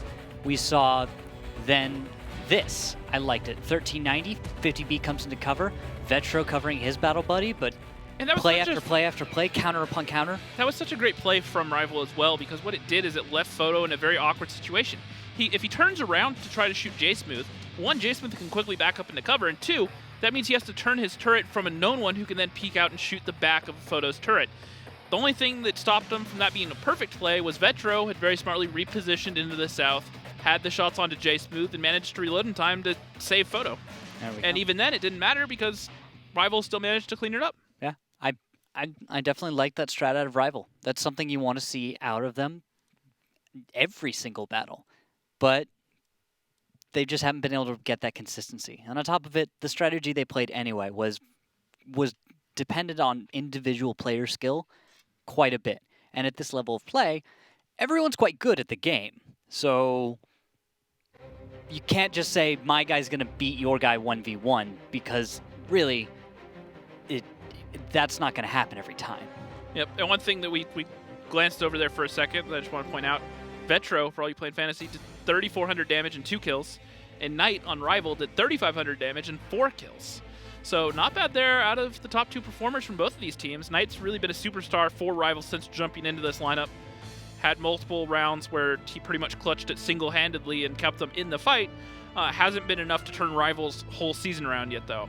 We move on to battle number 4. Lineups, Eclipse, 250Bs, 2 IS-7s, a Batchat, 4005 Stage 2, and an RU 251. Rival, on the other hand, 3 50Bs, an E5, a Kronwagen, and 2 T10s. I was worried there for a second we had a DC because T1 was not moving. It was waiting for traffic. It was waiting for traffic. Waiting for traffic. Waiting for the rest of the team to get out, get to the positions first. Making sure he doesn't block him because he's not going anywhere fast. Oh, for a moment I thought he was going to peek mid, try and do those opening shots over into the west side, as you'll see out of the occasional 4005. But no. I think this is going to be an attack on the number 2 cap. Very typically from Eclipse, they'll be sending their 4005 along with No Nick, No Skill in the bat chat towards the hill. They'll be sending their 50Bs and IS-7s low ground, who will then push up the 7-8 line. And later on, they'll try and kind of pinch on the section of the map known as around Charlie 7 and the surrounding grid squares there. That's in the northeast corner of the map. If they don't find anything there, they'll just place that RU-251 on cap, I expect, and try and force a fight with Rival. It'll all come down to Rival's response at that point. And so, Rox, the question is, will it work? Is there anything you see happening right now from Rival that's going to disrupt this attack? Anything from Rival right now that's going to that makes you worried that this isn't going to pan out as we see it? Well, they have their 2 T10s, the heavy tanks coming in the south, and that's kind of different from what we normally see, because we normally see heavy tanks as the anchor tanks, and the 50Bs are the tanks that flex around. Instead, they're setting this up to have the T10s down south be the tanks that'll push in late, apply that pressure down there. And then the 50Bs are going to be the ones holding the crossfires, using that burst to really knock down a push. And J-Smooth takes a shot from the 4005 and loses almost all of his HP. Ouch. That hurts. But nice shot. That's from T1. Diabetic, the south end of the church up on the hill. Yeah. We'll have to see if he's able to sink another one of those this match, as he's actually just about reloaded and ready to have another swing at it. Although, I think he's going to be moving to counter out the position the Kronwagen is currently in. Oh, no, he's going to actually stop. Eclipse might be predicting a counter push from Rival. I think that's what they're feeling right now. Well, if you look at the lineup here, well, it looks like they're actually going to shift 50Bs into the south. Yeah, at the exact same time they're going to do that. But I noticed that the 4005 was looking to cover Tigers at the same time, which tells me that Eclipse which indicates that Eclipse must be predicting some kind of counter push, right? They expect Rival to do They what want to they're use Tigers setting up as for. bait. Yeah, and they realize Tigers is going to be bait, but they're also going to cover him and make Rival pay if... Bait is fine as long as you punish them on the other end of it. If you lose a tank, you better make sure that you do at least that and then some in return. Exactly. And now... Dark God Zim all of a sudden has 26 HP. Oh, what did he do? Took a shot from the E3 in the window at A4. And just barely survives. Gotcha. So... Tigers is actually deciding not to be bait in time because the T10s and the 50Bs all came up behind looking for him, and now they're all spotted. That 4005 going to get another shot off? Oh, he's looking for it. He's going to look for that shot on Commander J. Yeah, he's going to try and slow roll out, but he gets himself spotted. Oh, he gets spotted, so he has to back off now. Yeah, he doesn't want to stick around for that. But the damage is being dealt, so it's happening. And T1's just going to give up and move north. He doesn't want to risk taking too much damage. Well, and now Rival are up against this 8 line, so now they're pretty much safe from anything on the hill, so they don't have to worry about him. They can just focus on killing Tigers and Photo. Oh, no, T1 actually is going to be able to zero in on that 50B. That was... Who was that in the far south? That's Unknown one creeping around. Oh, no, poor Unknown one. He's backing off. I think he realizes that may be happening. But now he's cut off from the rest of the team. He can't move into support in this brawl, which is about to happen. Of course, the 4005 is also unable to support quite as well. But I think this really negatively impacts Rival more than it hurts Eclipse. Although Eclipse could certainly do with getting their 4005 onto another target. I'm sure they'd love to be able to get him onto get a shot at the Kronwagen or something. Tigers gets a nice shot into Zakum. Actually, it wasn't Tigers, it was 50B behind them. Tigers snaps the one off into flak, though, for 505. 490 Alpha Gun on that IS-7. And there, a little bit of damage finally going into photo finish. And look... Rival's just bleeding so much for every inch they try to take to retake this cap. But the funny thing is there's actually no cap pressure from Eclipse. They just have the position. Rival's forcing it, and they're bleeding constantly. Vetro takes down Flak. J-Smooth does take down Dark God Zim, and No Nick takes down Executus. Okay, that works out. This is just going just piece by piece right into Eclipse's hands. They know what's going on. They've got a solid handle on their opponents. I don't think Rival's going to be able to break this defense. This is only a matter of time probably for Eclipse. I bet there's solid play, solid response from Rival, but Eclipse knew what was coming, and that's what changed it. Because Eclipse just knew inside and out what Rival's response was going to be to their attack, they were able to respond appropriately. They didn't overplay their hand on cap. And T1 Diabetic takes down Commander J from behind. Zakum is a one-shotter for Tigers. Tigers is going to come around the corner and finish him off. No Nick, no skills, going to head south, try to get out and around, help them with Unknown One. T1 Diabetic's going to bring that Doom Cannon in, try to catch off Unknown One from behind. Yep, and Unknown One's just going to run away on his reload. Everyone from Rival is in full flight, and that means this should be over in a matter of moments. Knight goes down to Vetro. And now Unknown One trying to run away. But little does he know that T1 Diabetic and this 4005 is waiting around the corner. He pre-fires, he aims, he fires in 1700 from T1 Diabetic. Good catch. Having a great night tonight. He's been putting up a lot of damage. T1 Diabetic is a player that used to do very well in Fantasy in seasons past. Kind of fell out of the spotlight, and so far, at least today, he's showing why that used to be and maybe getting into some form that Eclipse really needed. Yeah. Right. Solid play. There's not much to say about that one. I felt like Rival went for a very typical attack for Rival. Eclipse seemed to know what was up, and when they predicted the play, they countered appropriately. It's really straightforward. Just I got to appreciate it from Eclipse, but it's almost too easy for him. Yep, well, I think a lot of this comes down, once again, to Tigers. I think T1 Diabetic is showing this sudden surge in form again because Tigers opens up so much for him. And look at how much damage he did. 4,000, 2 kills, 65 fantasy points. Tigers himself, 2,400 and 1 kill, 68 fantasy points. And then Vetro only getting 51 off this game, provided his average on the season is rather high. 1,800 damage, 2 kills, not bad. Commander J, Executus doing what they could for Rival, but not enough ultimately. And then the T10 of Flak on the bottom there, getting caught out. Not really able to do a whole lot. Ate a lot of shells when he made that initial push. All right. So let's move on from Himmelsdorf. I think Himmelsdorf is a good closed book. Rival got a win, then wasn't able to quite hold on a defense. But I think that's mostly Eclipse. Now, Eclipse, I think it is mostly Rival for battle number 3. They did great job right there. That showed what Rival is all about and why they're able to take battles or at least portions of a match off of teams that normally would be expected to play super well. But let's talk about Ghost Town. Moving on to this one, what do you expect? What's the situation with Rival, and what's the situation with Eclipse? Well, something with Rival, they've only played it once. They have a 0% win rate on Ghost Town, but they haven't really played it a whole lot. They had that one defense they ended up losing on. Yeah. Now, I know, I will say this from personal experience. Yes. Seasons past, Rival on Ghost Town has been something that you do not want to be in front of. I'll say that. Now, Because it's a brawl map, right? It's a brawl map. Their coordination in those sort of brawls, point blank, they understood the map. They knew the rotations. Now, once again, this comes back from a couple seasons ago, and their form has obviously dropped since. Now, if they can go back to that, because they really haven't been playing Ghost Town much, yes. If they can get back, find that same form, they could give Eclipse a run for their money. And to be fair, this is a map where Eclipse really haven't played it a whole lot either, and they actually have a worse record on it. They are just 1 for 3 on it. So, negative results, really. Okay, so really we don't have the results. Really, we don't really have a sample size to say a whole lot, but that could also work out for Rival in a way because they haven't played it at all. There's no homework for Eclipse to see, and if they've been doing their homework and or have some sort of really interesting strat to break out right now that Eclipse just isn't ready for, could be enough to tilt it in their favor. Possibly. So, of all maps, Ghost Town's the one where Rival can put themselves in this match. Reasonably, it's going to be trouble because if you haven't been able to tell, Eclipse is highly coordinated and completely on point.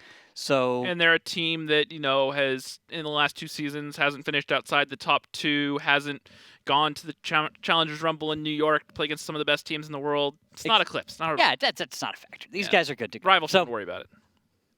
In that, let's move on to the battle number 5. Ghost Town. The first absolutely symmetrical map, made especially for 7 versus 7 games. The teams start the battle on opposite sides. There are numerous ways to attack here. One of the bases is located in the central square, the other one at the top of the city. The hardest battles have heavy tanks. Sometimes the teams choose fast tanks for spotting and base capturing. To their time as we come in here, 2 Eclipse, 2 50Bs, an E100, an I-7, a Kronwagen, Batjet, and an RE251. Rival, 2 50Bs, 3 E100s, a Batjet, and a Udis. All right. Rox, does Rival have a chance with a lineup like that? 3 E100s? I've seen 3 E100s pan out for teams before. If, the key word here is if, the coordination from those E100s is on point. I really don't like seeing 3 E100s brought and them going off to all different corners, not working together. 3 E100s in not a pair, but what do you call 3 together? A trio, I guess? Yeah. Focusing fire, putting out, each of them have 750 alpha in each gun. You put them all onto the same target. It's 2200, done right then and there. You can pretty much evaporate any tank.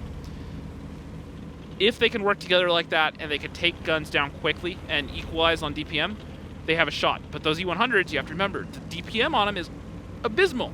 It's terrible. The only way you can make them work is by lowering the DPM of the other team, which in other words means taking out guns out of the fight. Yeah, using the alpha damage to just take a gun off the battlefield, do all the damage you need to do, which against other E100s is tricky, especially in an E100, right?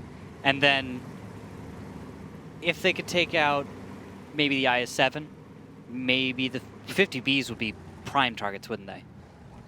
For E100s, absolutely. The only place you really don't want to shoot a 50B from the front is the upper front plate. Yeah. Can be a little bit tricky, but the turret is so soft, and those E100 heat shells tend to go right through it. Actually, here's a question I've actually never had answered. E100 versus Kronwagen. How's that pan out? I know, of course, you can't pan the turret or anything, but is there anything? Kronwagen has heat shells, which the thing that heat shells are best for is flat armor, especially thick flat armor. They do it just fine.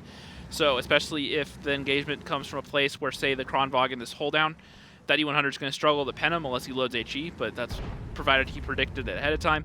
And the heat shells from that Kronwagen are going to go right through that turret, which then comes down to how well the E100 can play. Can he angle his armor correctly? Can he bounce some of those shots?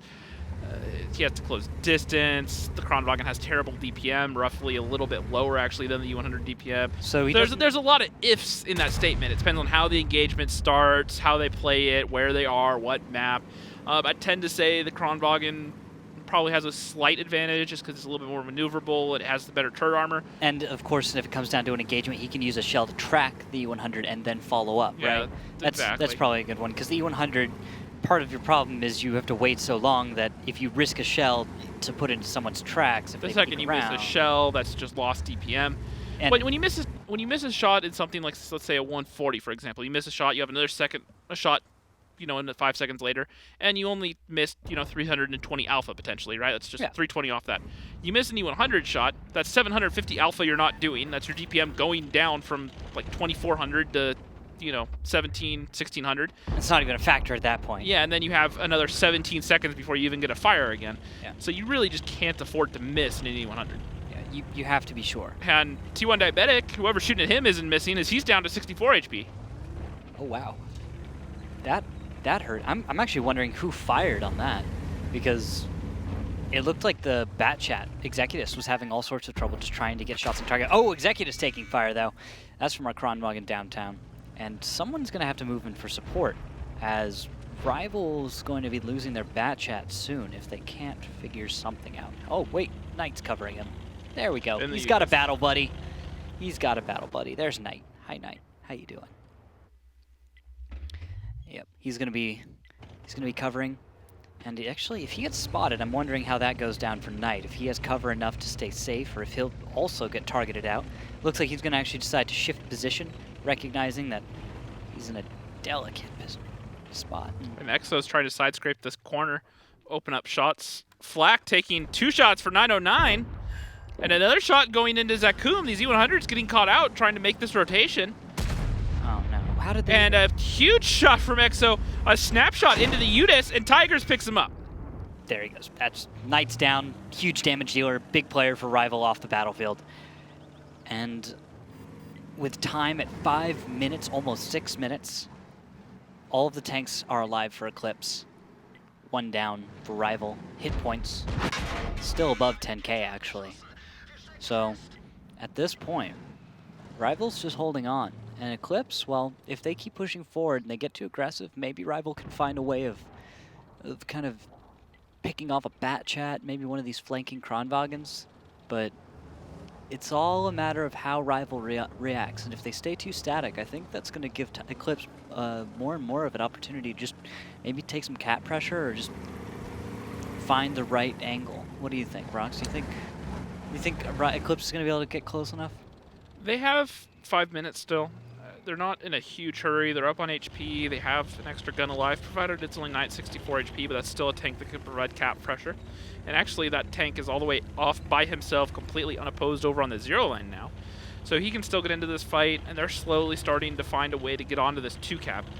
If they can get onto the 2-cap in the next minute or two and hold a lot of the angles that they're holding right now, they'll be fine. And as we say that, the Kronwagen is actually going to move over towards the ramp on the 7 line. And we may see that very situation that you were talking about earlier with the Kronwagen versus E100 happen here pretty soon. Ah, good. I kind of wanted to see how those will go down, because we don't get to see them just square off very often. And, yeah, we shall see. Everyone's moving into position. Things are finally getting a little tighter. I think this is good for the E100's of Rival, as range at the extreme is not going to work in their favor. And there we are, T1 poking up, spotting Flak. Not Executus, by the way. I wonder if those E100s can move around slightly east, maybe? Pick off No Nick, maybe catch someone out of position. But the 50 Bs from Rival need to get into position. Here's what I like about Eclipse, is they understand we don't want to brawl with 3 E100s. What they want to do is they want to make 3 E100s move. So they're setting up to get cap pressure, but they're spreading out so they have different lanes of fire from all over the map. And so when those E100s have to move to respawn, there's going to be a gun waiting at every single alley. And those E100 guns, despite what actually happens, should not be accurate while shooting on the move. Now RNG sometimes has different opinions on that. And Zakum peeking out a little far, and these are those angles working. Right there, that's Eclipse making it happen. You have to remember, these E100s, they have 2,700 HP. That's a lot of HP you have to chip through, and Eclipse are just slowly chipping away at it, if you've noticed. There it is. T1 moving up. Bounces one, but 797, and another bounce from Exo. So E100 armor actually saving him a little bit. He may have lost 2 huge shells of hit points, but and Flak puts one into the wall, and now T1 Diabetic's going to pull forward. Zakum's going to come around on the other corner, though, make T1 Diabetic back off. Cap down to 30 seconds. Zakum ends up going down to Vetro. Vetro coming in with that 50B. And cap pressure at 22 seconds. Is there going to be a reset, though? There's no one actually moving in from Rival that I think is going to be Smooth goes down to T1 Diabetic. Now T1 Diabetic should also pick up the kill onto Flak here in a second. Actually, no, T1's reloading, so is No Nick. So no one ready to kill Flak, but this is pretty much over at this point. Once again, Eclipse didn't really do anything mind-blowing, but they did what you need to do when you play against a heavy lineup of 3-100s. Slow it down, spread the map open, make those E100s pay every time they peek or move around. If you notice, anytime they tried to reposition, there was a different gun waiting to get 1 or 2 shots into them. And while it doesn't seem like a lot, when you do that for minutes upon end, or in this case, almost 8 minutes, that's a lot of HP that ends up being racked up. Yeah. And there we go, Executus on reloads out in the open. Should go down momentarily. And and that's it. That's cap. Yeah. Not even going to need to get all the kills. That's Eclipse with 4 against the 1 of Rival. Rival's going to swap sides now, and Rival's going to be on attack. So that's what I want to wait for, because Rival on defense, that wasn't really much of that. That didn't really equate much of anything. It was just Eclipse tearing apart Rival's defensive positions.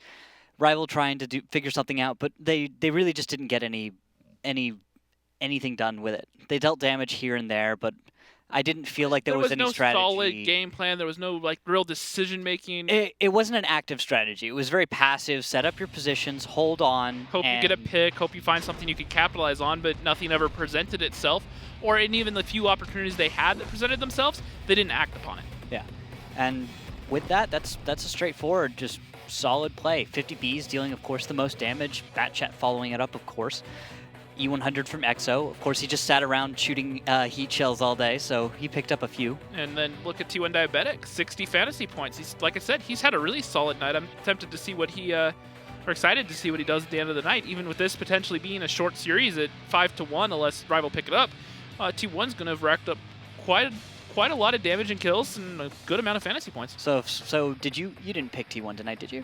No, I did not, but after this performance tonight, I may have to revisit it in future matches. Yeah, I know we've been playing around with the idea for the last few weeks, whether or not we decide to start talking about T1 being possibly a top pick, but he hasn't quite performed to that level beyond the rest of his team. The more consistent players are the people who keep putting up good numbers as well. T1's showing up and every match or so, every other match, he does put up good numbers, but not quite enough. It's I don't want to put my bet on him yet, but maybe later in the season, give it a week or two, and if he hits a stride with the tanks that he's playing and the way that he's been playing and the roles he's been put in, he might actually become a fantasy pick. And well, the thing to think about with this is you have to look. This is a very similar situation to Apex. Apex have so many solid players that it's really hard to pick from. And right now there's a not couple enough to go around. Yeah, everyone of course goes to the solid picks of Dodo and Oxmathis because they've been top performers for a long time. But even then, I wouldn't really second guess myself necessarily for going with say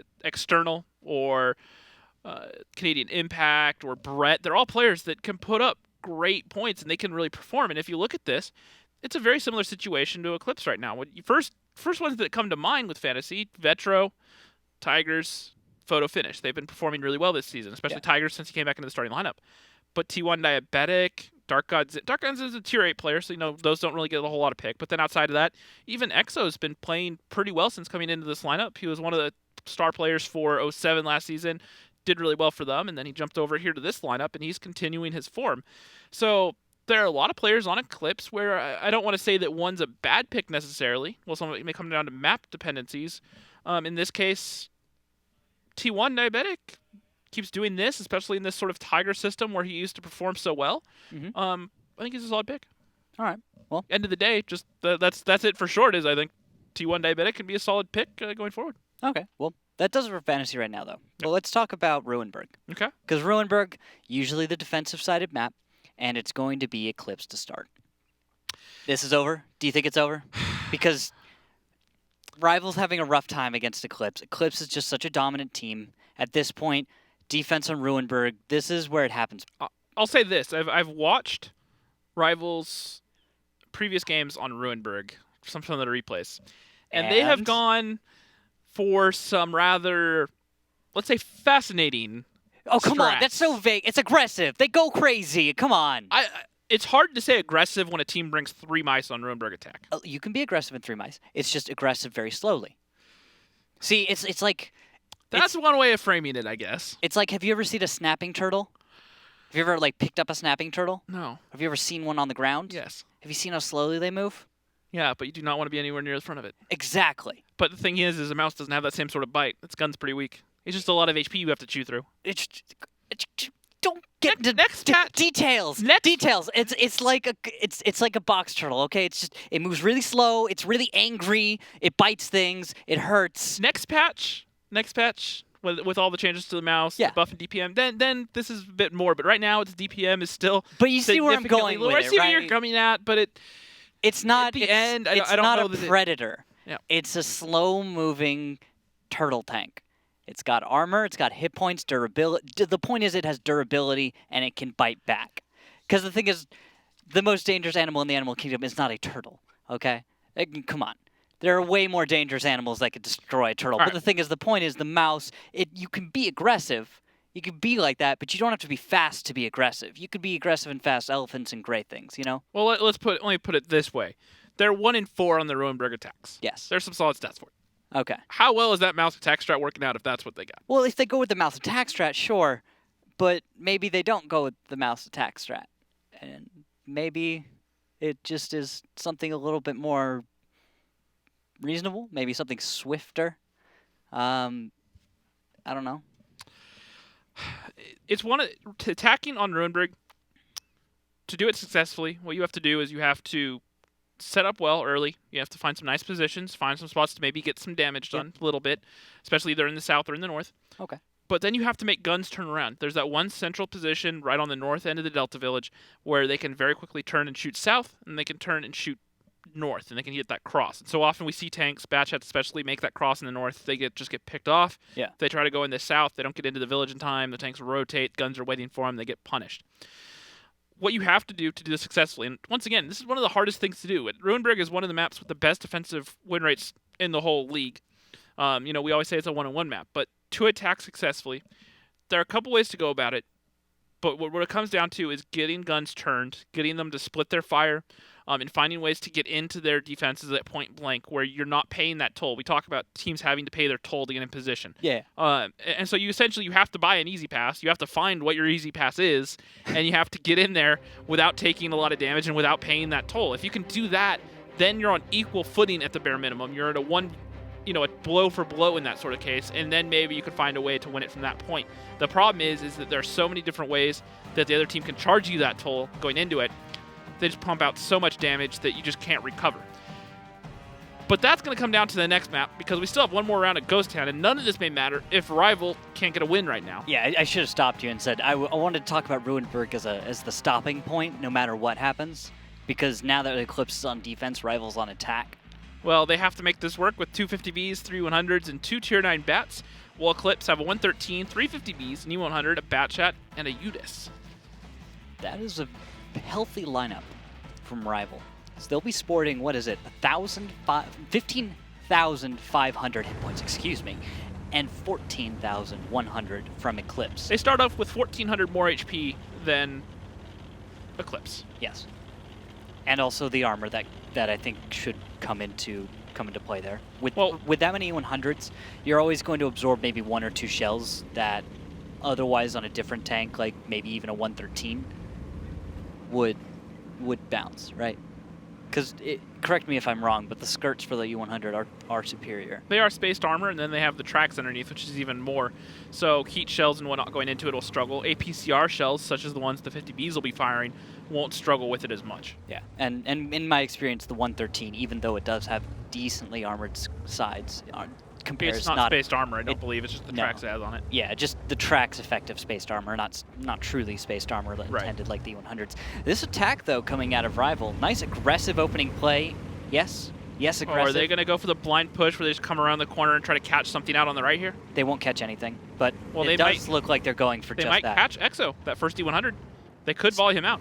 Possibly. They'd have to go all the way around, though, and the 50Bs from an Eclipse will surely But come a that's Tiger and Metro. Once again, that's 3-100. It's a lot of HP to chew through. It's true, but if they decide to derp all over EXO, 50Bs can come out, nice response, just take out one of the E100s in response, and then all of a sudden, maybe that turns it on his head. Yep, you got to have those effective trades. Maybe they could get in there with it. I think Eclipse is set up better right now to deal with that situation. Rival could make some headway, but reasonably Eclipse is ready for this.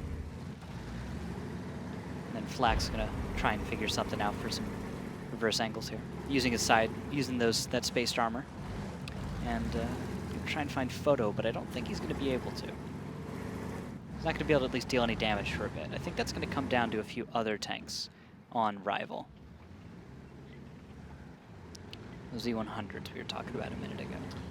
And once again, Rival have been doing this all night, where they just kind of slow it down. They sit here. Thing is Rival are attacking right now. There's 8 minutes left. They don't have any cap pressure. They're just kind of sitting up. They're maybe waiting for a rotation to come out of Eclipse. But Eclipse are just too well drilled. They understand they're not in any pressure, so they're not going to make one of these overly aggressive plays. Yep. And so, now, ladies and gentlemen, we wait. It's going to be up to Rival to figure out what they want to do. They're going to be getting tanks into position while Eclipse sits and waits back for them to, well, make some mistake, cross a certain line somewhere. J-Smooth and Tesla chilling out in the 50Bs are going to be watching the backside as E100s are going to be, well, I'm actually not sure exactly what the E100s want to do, but they're kind of close to EXO. Here's something. These E100s have EXO pin. They're just from Proxlite, so he can't really move. Well, he can, really. He knows he can back off. Well, but look at this. They've left the 2-cap open, and now Rival are dropping tanks around. If they can get some cap pressure and screen the 3-4 land side, they can make Eclipse have to rotate through all these E100s. And that could be a way for Rival to force some pressure and get some good damage onto Eclipse and maybe take down a gun. Possibly. 50Bs, Tesla, J-Smooth, are going to be moving south, following our Batchet APs, Executus and Knight, as they begin to clear the southwest portion of the map. Now, those 50Bs, without the support of the 50Bs onto the E100s of Rival, I bet what happens is this, Rox. We see that Batchat, T1 Diabetic in the west side of the map. I bet you the moment we see any significant spotting onto the 50Bs or onto those Batchats, the Batchat APs, that the response is immediate from Eclipse. They just move forward, they take out the E100s, done.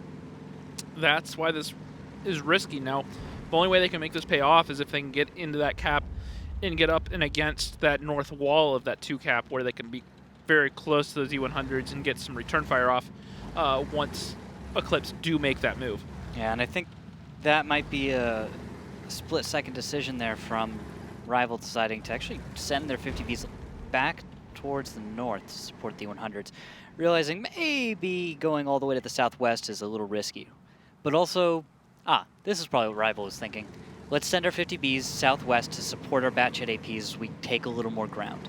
Let's not take a huge risk and send a Batchet AP completely alone. Sending them down there to cover them. Yeah, a little bit of cover, just get them into position or get them out there. Then once everything's all done, we'll just return to the rest of the team. That's not too hard. We'll only be gone for a moment. And so, they return. And, well, T1 Diabetic is spotted against Executus. It's going to be Dark God Zim probably zeroing on his position. And yes, he is. Looking off into the west. But no, looks like he's actually going to look back towards the corner that we saw E100s earlier. And yeah, this is going to slow down a bit. It's going to stay slow. It's about 4 minutes and 30 seconds left. Rival's not got a lot of options left for them. And Eclipse, they're just holding on fine. There's no pressure coming out from Rival. There's no real move. 6 minutes have gone by at this point, and there hasn't been so much as cap pressure put on by Rival. Yeah, Rival's taking it slow. They don't want to risk losing it. They realize the pressure is on, and that's just what happens when you end up winning scenarios, the problem right? is waiting this long also makes it so you can't win necessarily. So yeah, you don't want to lose, but waiting for this long can have the same effect. It's one of those problems where if you don't take the risk, you actually kind of limit your ability, your range for reward, right? if I don't go for an attack and I only defend, I can only win by defending, meaning I have to defend on my Backchat brawl going on. T1 should come out the better over Executus because Knight is actually nowhere to support him. Not quite he doesn't quite have the angle he wanted to, but it's not possible. And Knight's going to decide actually to move north now, as that's going to be the trigger. The attack focus onto Exo does not pan out as, well, Flak Zakum going to have to move on, try and find new cover. Unknown One's taken down by half. Zakum now by half. Knight almost completely taken down before any kind of support comes in. Knight does take down Nonik, and Exo is going to go down as well, but that's 2 tanks for 2 tanks, and the hit points are now in favor of Eclipse, where Rival started out with 1,400 hit points more than their opponent. Yep, we talked earlier about having to pay a toll on Roenberg. Well, Eclipse just made them pay a heavy toll to start this push with those E100s. And now the 50Bs are boxing them in. T1 Diabetics close ground. Jthmooth takes a shot. A lot of shots. 841. Flak getting focused out as well. Vetro takes down Unknown One. Flak's going to be the next one to drop. Jthmooth also being focused out. And this did not pan out for Rival. Trying to slow it down and then make a sudden push. Eclipse having none of it.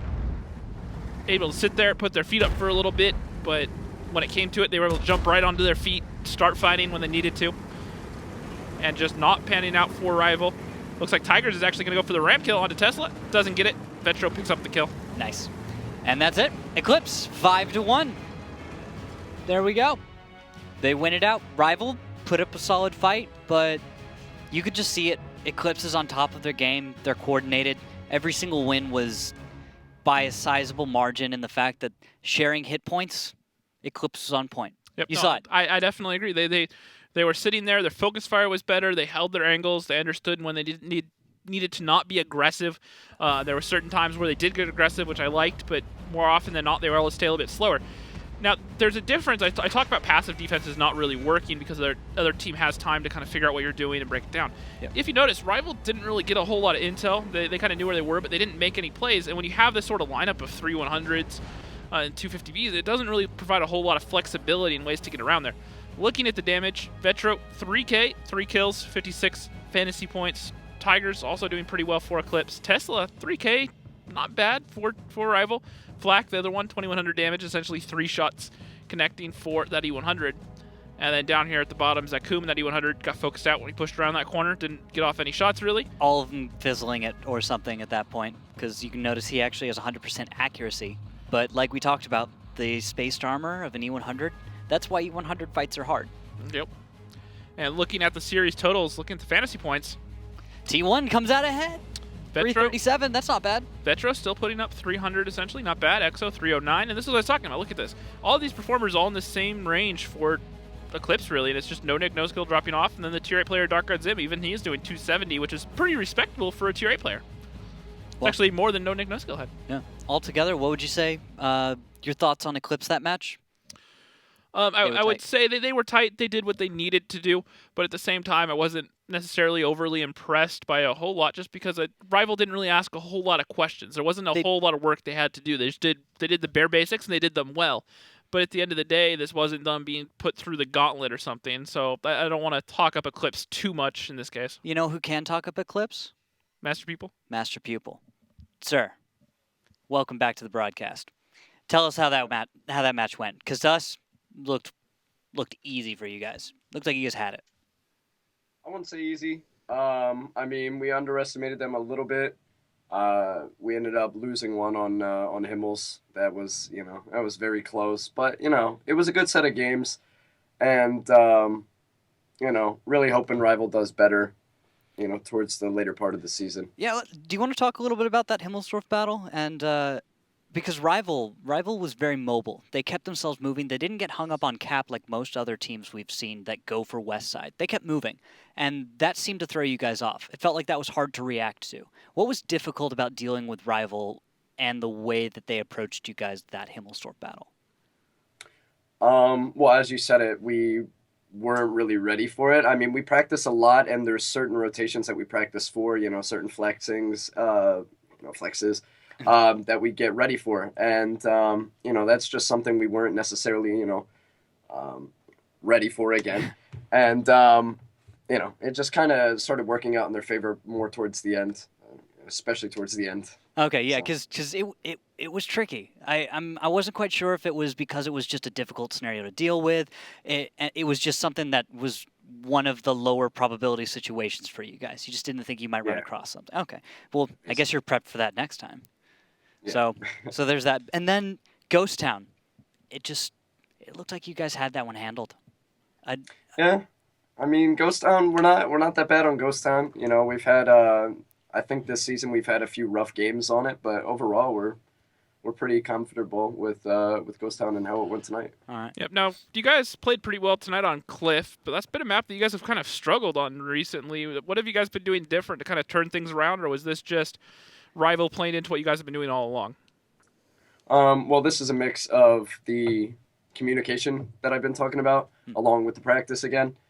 We've just gotten really used to a lot of the maps. I'm not saying we're, you know, like I said, we were gods at Proc, you know, right before we lost on it. But we're starting to get an overall like good grasp of every map, and you know, it's starting to work out for us in the long run. Yeah, I think we noticed that on comms too. Now that you bring it back up, because communication-wise, it felt like everyone knew already. There were no granular details being discussed. It felt like everyone already knew all of those. It was more like, let's go west side, and everyone just did. Are you guys really getting to the level where you're not talking about where to go? Everyone just knows what to do when the call is made. Is that? Yeah, basically. Yeah. That's what it's turning into. I mean, of course, there is still a lot of explaining. It's Tigers. He loves to explain every little detail. So, you know, there is explaining, and that's a good thing. But, yeah, the reactions are just becoming second nature. And, you know, like I said earlier, it's really starting to work out for us now. All right. Well, we'll see you guys on the battlefield next time. Any last words, Master Pupil, before we see you? No, great games, Rival, and I'll see you guys. All right. Very polite, sir. Thank you so much. We'll see you next time. Rival, always a good opponent. Got to give him respect. They made him work a little bit, but ultimately I think throughout the series, I think Rival could have asked a few more questions. I would have liked to see a little bit more aggression. Definitely at a Rival. I think room to improve is what you say? Yeah, there's a lot can be said about changing up tempo. We talk about it where you run slow, you run fast. This was just felt like a lot of slow at a Rival. Okay, well, that's going to actually end all the matches we have for tonight. So do you want to take a moment and look at the standings? Let's go. Let's see. Let's do it. Let's check this out. So Apex is at 24 now. Yes, they're still in the lead. Yes, it's by a grand margin. Dare, 16 with Eclipse. So both of them still tied neck and neck. Aquatic M60s, 13 points. So tiny bit ahead of 07, who's in 12 points. Top Tier's finally making 10.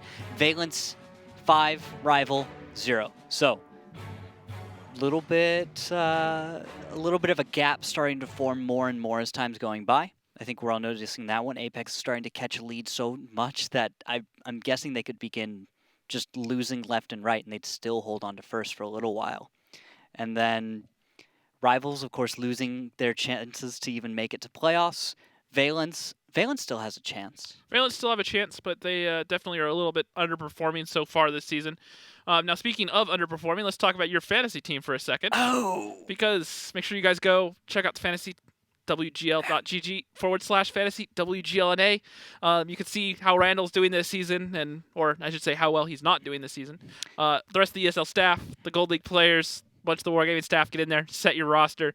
Remember, season prizes included Type 59, which a lot of people don't have, really hard to get your hands on, so that's one of the few ways you can still get your hands on one, as well as a lot of gold, and just a lot of fun. Gives you a different perspective into the show. Yep, and of course, don't forget on Twitter, at WGLNA, where you can tell me how bad my fantasy picks are, and of course, hashtag WGLNA, so it's easier to find, and then to join us to trash talk me about my fantasy choices and to ask you for legitimate and quality advice, you can join us on Facebook /WGLNA before every show to catch it live.